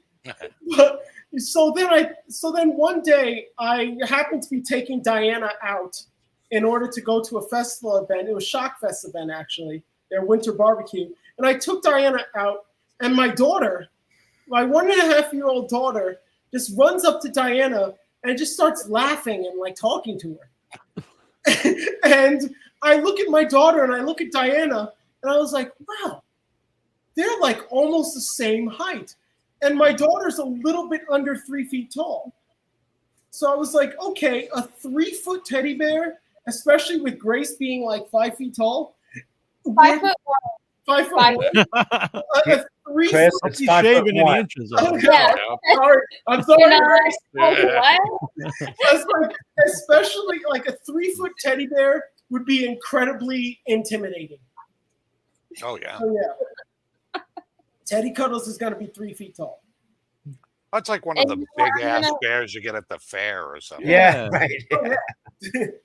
No, he's gonna be a good size, and I'm gonna wear heels like I usually do. So I probably will be around 5'5", Sure. and we'll have a good. Oh yeah, the banter that these two have is, again, I don't want to give away a lot of the lines, because there's even one I want to say right now, but I can't really do it because I give away one of the kills.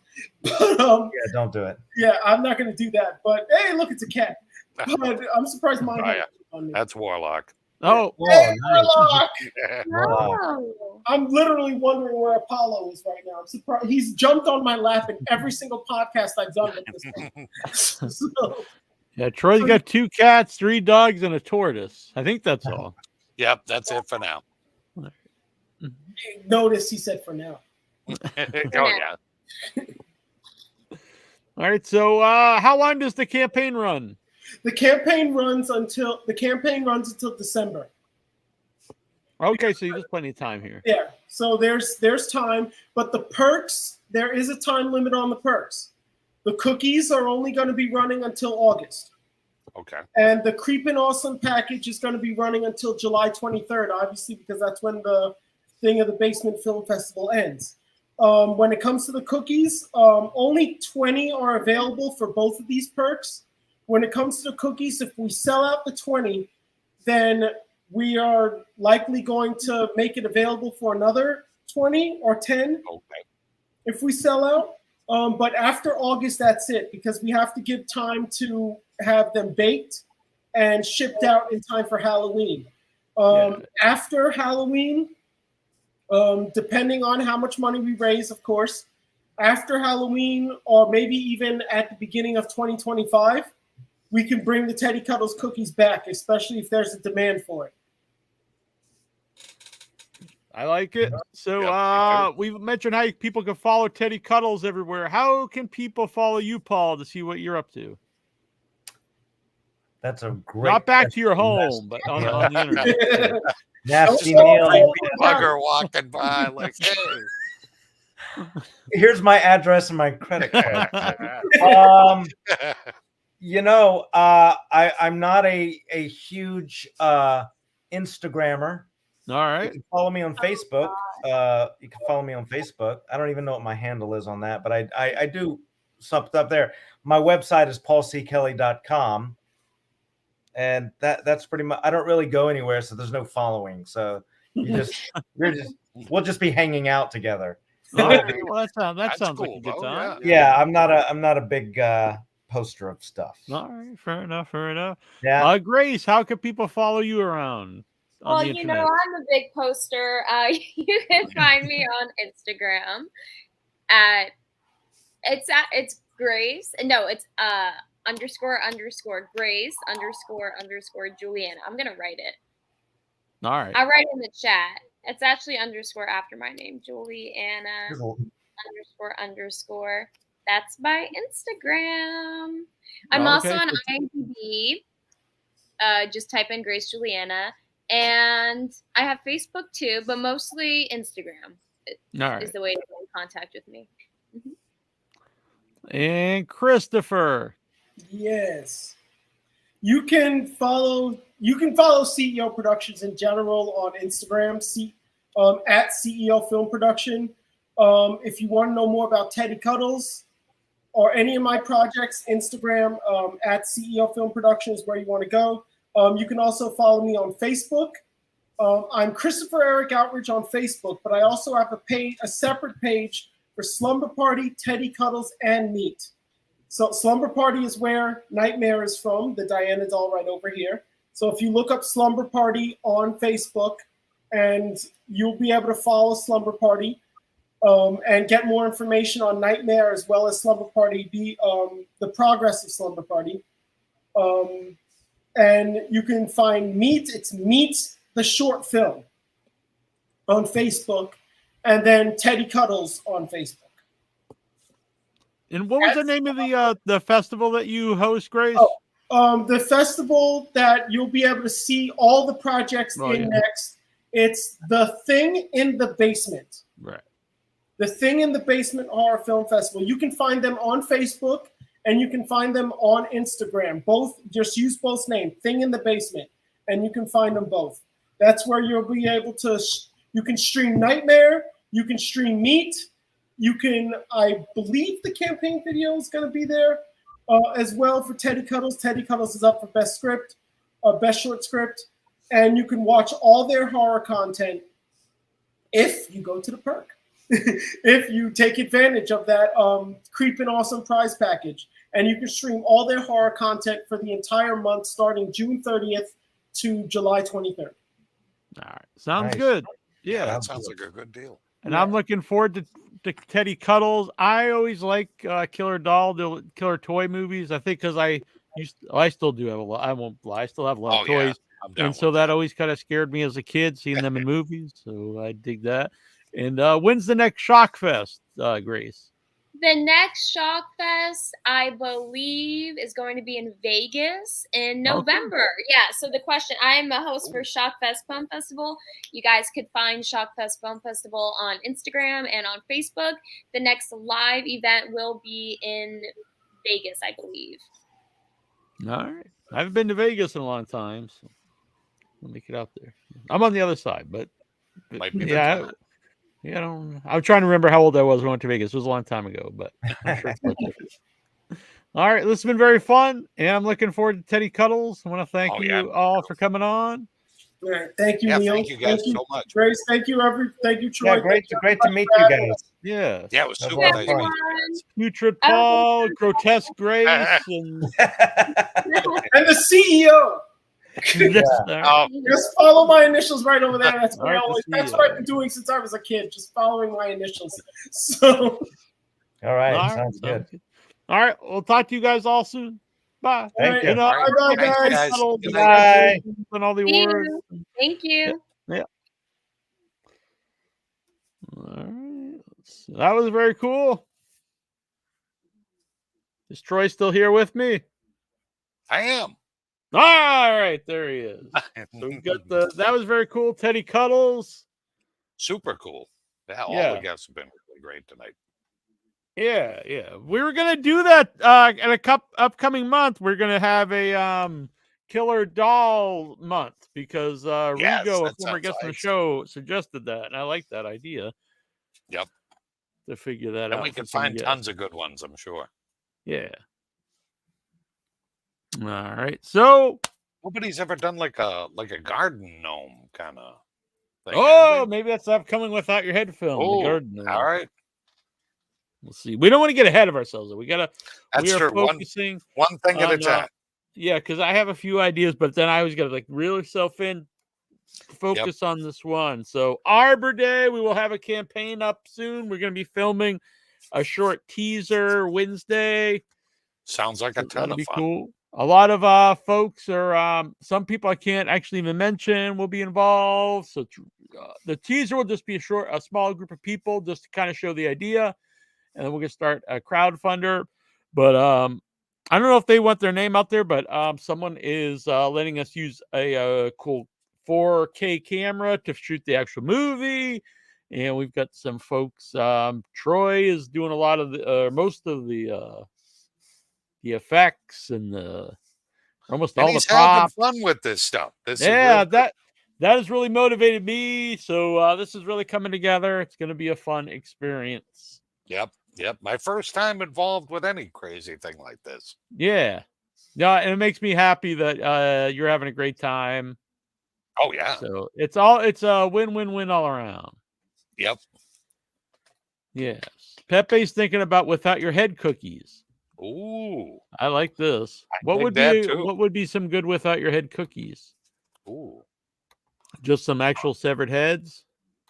Yeah, that'd be great. We could do like everybody's separate, severed head. Exactly. I like this. I like it. Yeah. I like that Pepe Petit. He's a good man. So follow everybody all around. I've not used Crowdfunder before, so I'm gonna check that out. Oh. How many different ones are there of the different? The two that most people use are Indiegogo and GoFundMe. Okay. I've heard pluses and minuses of both, so I'm interested in Crowdfunder. Let's see here. So yeah, I was just wondering about which one for us to use. Some of them are all or nothing. So if you don't get, we're looking for, you don't get any of it. Oh, okay. So there's different things. Different things. Yeah. Let's see here. So we're trying to make Arbor Day for as inexpensive as possible because we would like to get it made. Nefarious Confections. There we go. Chris is saying that's the person to reach out for about possible Without Your Head cookies. I like that. Yeah, I need to check out Nefarious Those Confections. look so cool. I like the name too. Yeah. That could some people that they say I'm not nasty, so I could you could be nefarious. The Nefarious Neal that still rolls off the tongue. I like it, Nefarious Neal. All the cookie talk now. Coast is hungry. Plus, he's probably, he's probably smoking Oh, that weed could to be. do. I don't But want to we say could that always about the go man. for I a don't know. cookie, I think. Yeah. Cookies are always good. C is for cookie. It's good enough for me. So Cookie, next week on the show will be Rye and Ty. So we're going to have the return of Ty Chaman, multiple time guest on the show. He is also one of our regular judges at Severed Limbs. And be talking about his next film, Slasher Days of Summer, independent film they're making in Buffalo. And so it'll be a slasher night because we'll have Ty Chaman and we'll have Rye Barrett, who plays Johnny in A Violent Nature. It's very cool to get him on the program. Oh, yeah. That sounds great. Yeah, thanks to our friend Cat Catatonic for setting up. Yeah, no, he's really busy. The movie's really taken off. Oh, yeah. Yeah, huge buzz around this one. That's good. Mm-hmm. Well deserved. Yeah.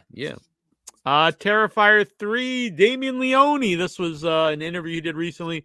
He says there'll be stomach-turning gore from the new effects team. Now, that doesn't surprise me. No, but that's kind of... There's a different effects team. You would think you would keep working with the same folks, I would think. I think I would. I mean, if it ain't broke. Yeah. You know? There does come a point. Now, I'm a big fan of Terrifier and Terrifier 2, but there does come a point where you can't just we have to keep upping. That's true.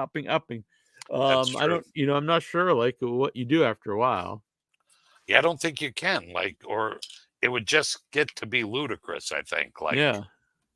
If you just keep trying to one-up yourself from the last one. Yeah. So I'm not saying I have the answer what you do, because I don't know. Maybe you go just a little different angle on the movie, but then I think you also run the risk of turning off the fans of those movies. That's true. You might piss off some of the crowd then. So yeah. David Howard Thornton, who is Art the Clown, he is also going to be the killer and the not Mickey Mouse. What is the Killer Mouse movie? I don't know, but it's like the Mickey Mouse. What's Mickey Mouse based on? Like Steamboat Willie or something? Oh, okay. Yeah, that was the original one, Steamboat Willie. So it's a Steamboat Willie horror film. Oh, and okay. Because the it's up the copyright has run out or whatever. So they're just putting out a Steamboat Willie horror film, much like the Winnie the Pooh one, and it's going to be David Howard Thornton in it. Oh, cool. Good for him. He also played the evil Grinch in that other movie. Yep. That's cool. They're going to have a Peg Leg Pete in this one? I don't know. I really don't know much about it. So I like David Howard Thornton a lot.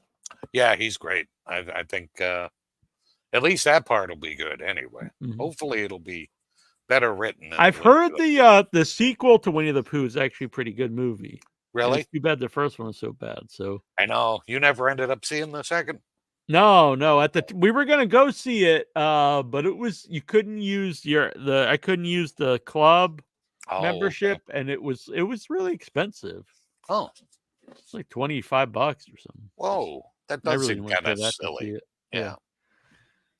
Christopher Outridge, get some Teddy Cuddles, put cookies, Pepe. We agree. Yep. So if you want, I haven't seen this. If we get some, we'll have to eat them online. That's a good. Oh, by the way, I have mine upstairs. I'll have to bring them down for next week. But Joe Lamb, who we had on the show recently for the fetus, sent Troy and I some fetus condoms. Yep. I haven't used them yet, but okay. Yeah, I'm gonna keep mine. All right. I'm just gonna keep them for posterity here up on the. Oh, cool.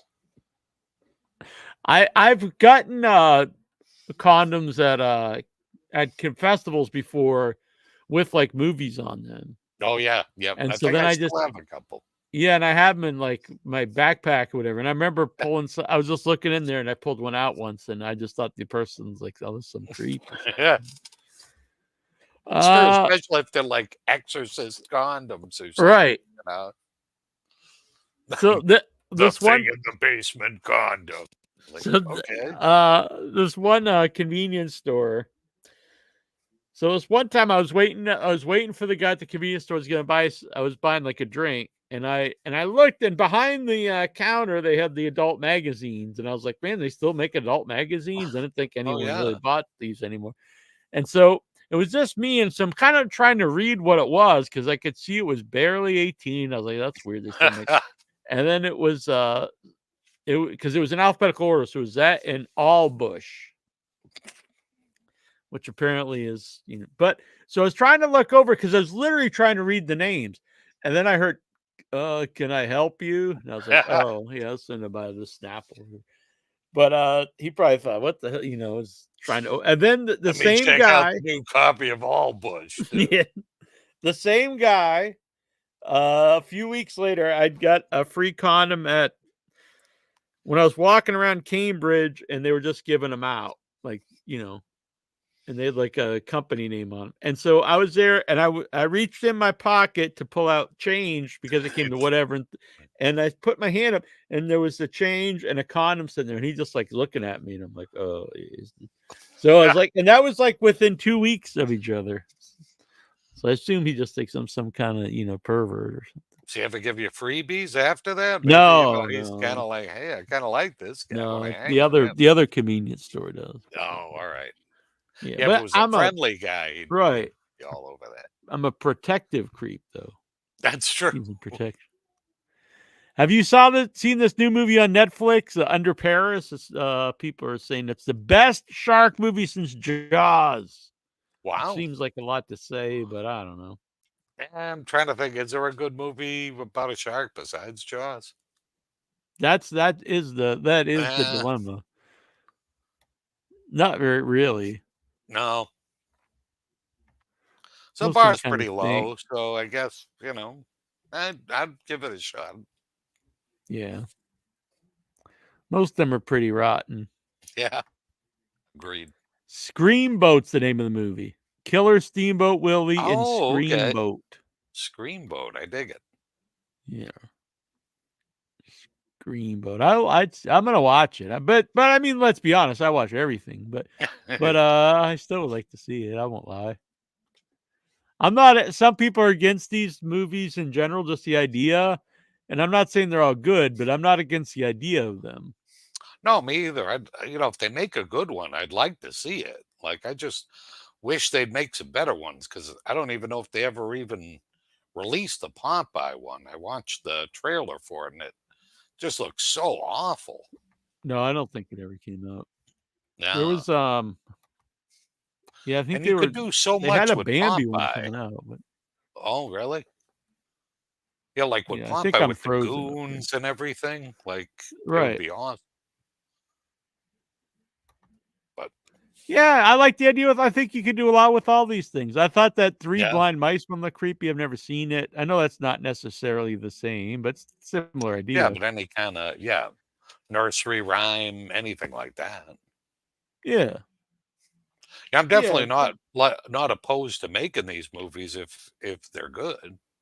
Yeah. I think that the thing is people get fixated, and that's like, well, that's like a prerequisite for anything. I obviously want that's anything true. to be good. You know? You're right. Like, I don't want just a total shit movie. So Yeah. But the idea of like using I hope these this new Alien movie's a big hot pile of shit. Yeah, right. Oh. So yeah, I don't know. I think it's interesting. Yeah. Yep. No, And Disney did create. Like, no, exactly. They pretty Especially much like stole this stuff. Winnie the Pooh and any nursery rhyme fairy tale kind of thing. Yeah. Like They're most kind of of those doing the things have same been around thing. forever. Yeah. They were taking stuff that was public domain because it's really Yeah. old and making their own thing, and that's fine. I don't have a problem with that, but Yep. I don't have a problem with someone else doing the same thing. So. No, exactly. Because I'm sure some of those would really translate well, like almost all those old stories are pretty Sleeping Beauty creepy. or something like that. Yeah. Yep. Yeah, even like Little Mermaid, the actual story is pretty creepy. Yeah, all if you the did Grimm that fairy one- tale stuff are. Oh yeah. Pinocchio. There's a lot of real spooky shit to that. Yeah, I mean Quasimodo is pretty much a horror movie before they made the cartoon. True. That's I think one of those really underrated Disney ones. I think Yeah, that it's good. that movie's really good. I wonder if they did make a new Hunchback or something, if there would be people like they're ripping off Disney. Yeah, it could be. Could I be remember- like some generation that has only seen that. Yeah, because I remember when the Mummy with what's his face had come out. Oh, Frasier, yeah. Yeah. Well, no, the Oh. newer one, the newest one. Oh, with not Tom Hanks, Tom Cruise. Tom Cruise. I saw people on Facebook saying that they were remaking, and then I realized they were talking about the Brendan Fraser mummies. Oh no. And I was like, oh god. Mm. Although in a way it was more closer to them, I guess, than the original Mummy. Yeah, it was pretty crappy. Yeah. Bad times. It's funny. I saw it. It was months ago, but it was from the Entertainment magazine, and it was a picture. It was like the new Faces of Horror, and it was Tom Cruise and Russell Crowe Eee. and the guy who played Wolfman. Benicio? Yeah, Benicio del Toro. And it was for all those movies because they thought this was going to be the big, Yeah, well, wait till the next one. Then, we got the Dracula with the blindfolded goofs running around. So bad. Yeah, in the last few years, they've really tried to. There's been several movies with Dracula in it, even ones that weren't called Dracula. Like, they're always trying to, kickstart Dracula. Yep. And then it's funny because then, the best kind of homage to, great Universal monsters was Shape of Water. And, and Guillermo couldn't even get the rights for the thing. That's so what we would, if he would have been able to make his Creature of the Black Lagoon, it probably would have been that. Yep. Great movie. Yep. And all the rest of them. Well, although I got to say that Wolfman, I do enjoy that. I liked it too. I liked it too. Yeah. But I remember at the time you were talking on the show because they kept saying they didn't want to make horror movies; they're going to make action movies and stuff. No, yeah. And then it's well, they're called the Universal Monster movies. Yep.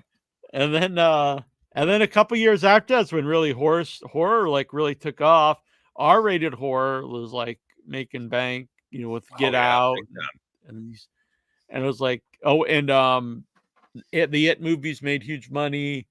And so it's well, you guys probably should have you could have capitalized on that before it really took off. Yep. The only one that really those people ones did with the aliens where you can't make any noise. What are those called? The new one's coming out the end of this month. The only universe was it? Was it A Quiet Place? Quiet Place, yeah. Yeah. The only one of those Universal ones that people did was I wasn't a huge fan, but at least they did try to do something different with it. And people did like it, was The Invisible Man. Oh, yeah. Yep. I didn't like it either, but yeah. But, at least at least there was something that people were into. Yeah. And like you say, they did a different take on it. It wasn't. Yeah. Wasn't that movie Big Man in Campus about a hunchback? I don't know.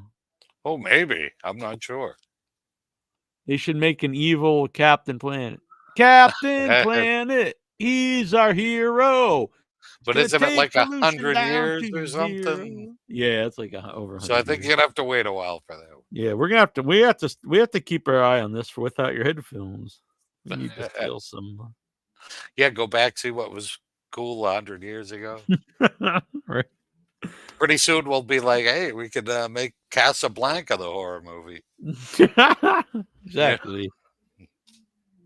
All right. So, like I said, Ryan Ty next week. That'll be fun. I don't think any new horror movies are coming out this week. The Watchers came out last week. I don't think I heard anything good about it. No, I haven't either. But I'll probably go. It was one that I thought looked good from the trailer, but I had been fooled before. Yeah. By Mr. Shyamalan.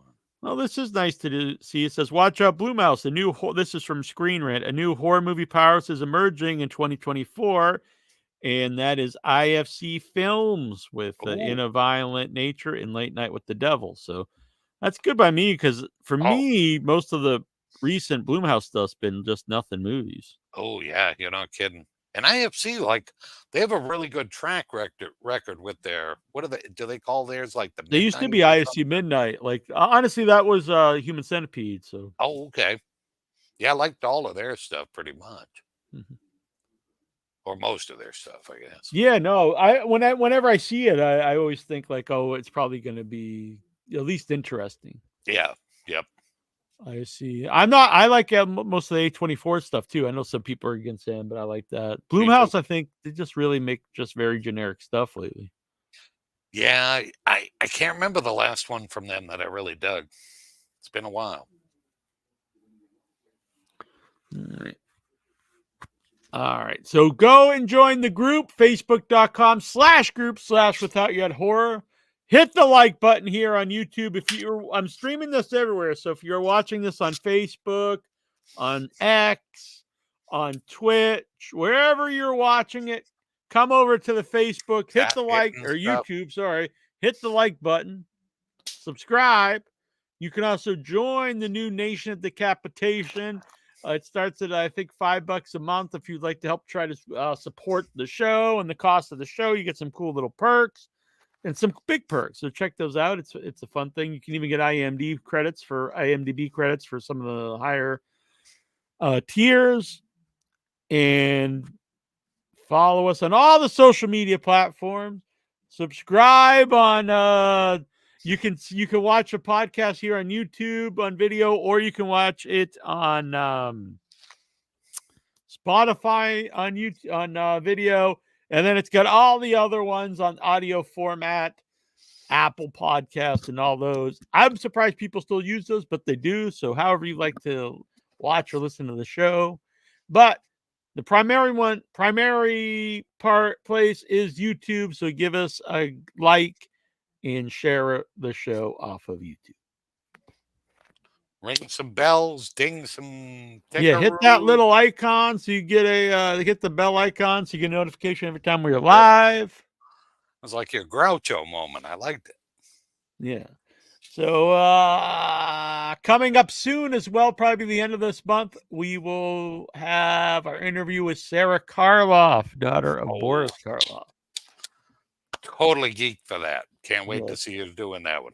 So I'm trying to find an interview to pair with it. I've been trying to get someone that makes sense, either someone else from like the legacy of a family, or maybe or then I was trying to think of maybe someone who plays a modern Frankenstein. I don't know. We'll figure it out. Ooh, now that would be kind of interesting too. I'm a big fan of Depraved. I think. Good call. The Larry Fessenden film. So we'll figure it out. If anyone out there has any ideas, I did see there is the child actor from Son of Frankenstein. He actually does conventions, and so I'm trying to track him down. That'd be amazing. Yeah, you're not kidding. That's awesome. But I'm not having any luck at the moment. But if anyone out there, if you could help out. Or if you just have any suggestions for guests. What I would like to hear from folks are some look, I know everyone knows like the Friday the 13th franchise and all these things. And those are all cool. Don't get me wrong. But think of some outside of the box horror movies from the 80s or 90s, whatever, that you don't hear a lot of interviews from. And I would like to get some people on from some of these other films. You're always good at digging people up, like finding those folks. So so anybody man, I'd always wanted, wish somebody had an interview with whoever it may be. Right. Yeah, if you look in the older shows, there's all kinds of stuff like that. Oh yeah. Conrad Brooks was on the show at the time, the last living cast member playing Nine from Outer Space. Yep. I don't know, lots of people. So go and check that out. But until next week, this is Nasty Neal. That would make me terrible, Troy. And this is Without Your Head.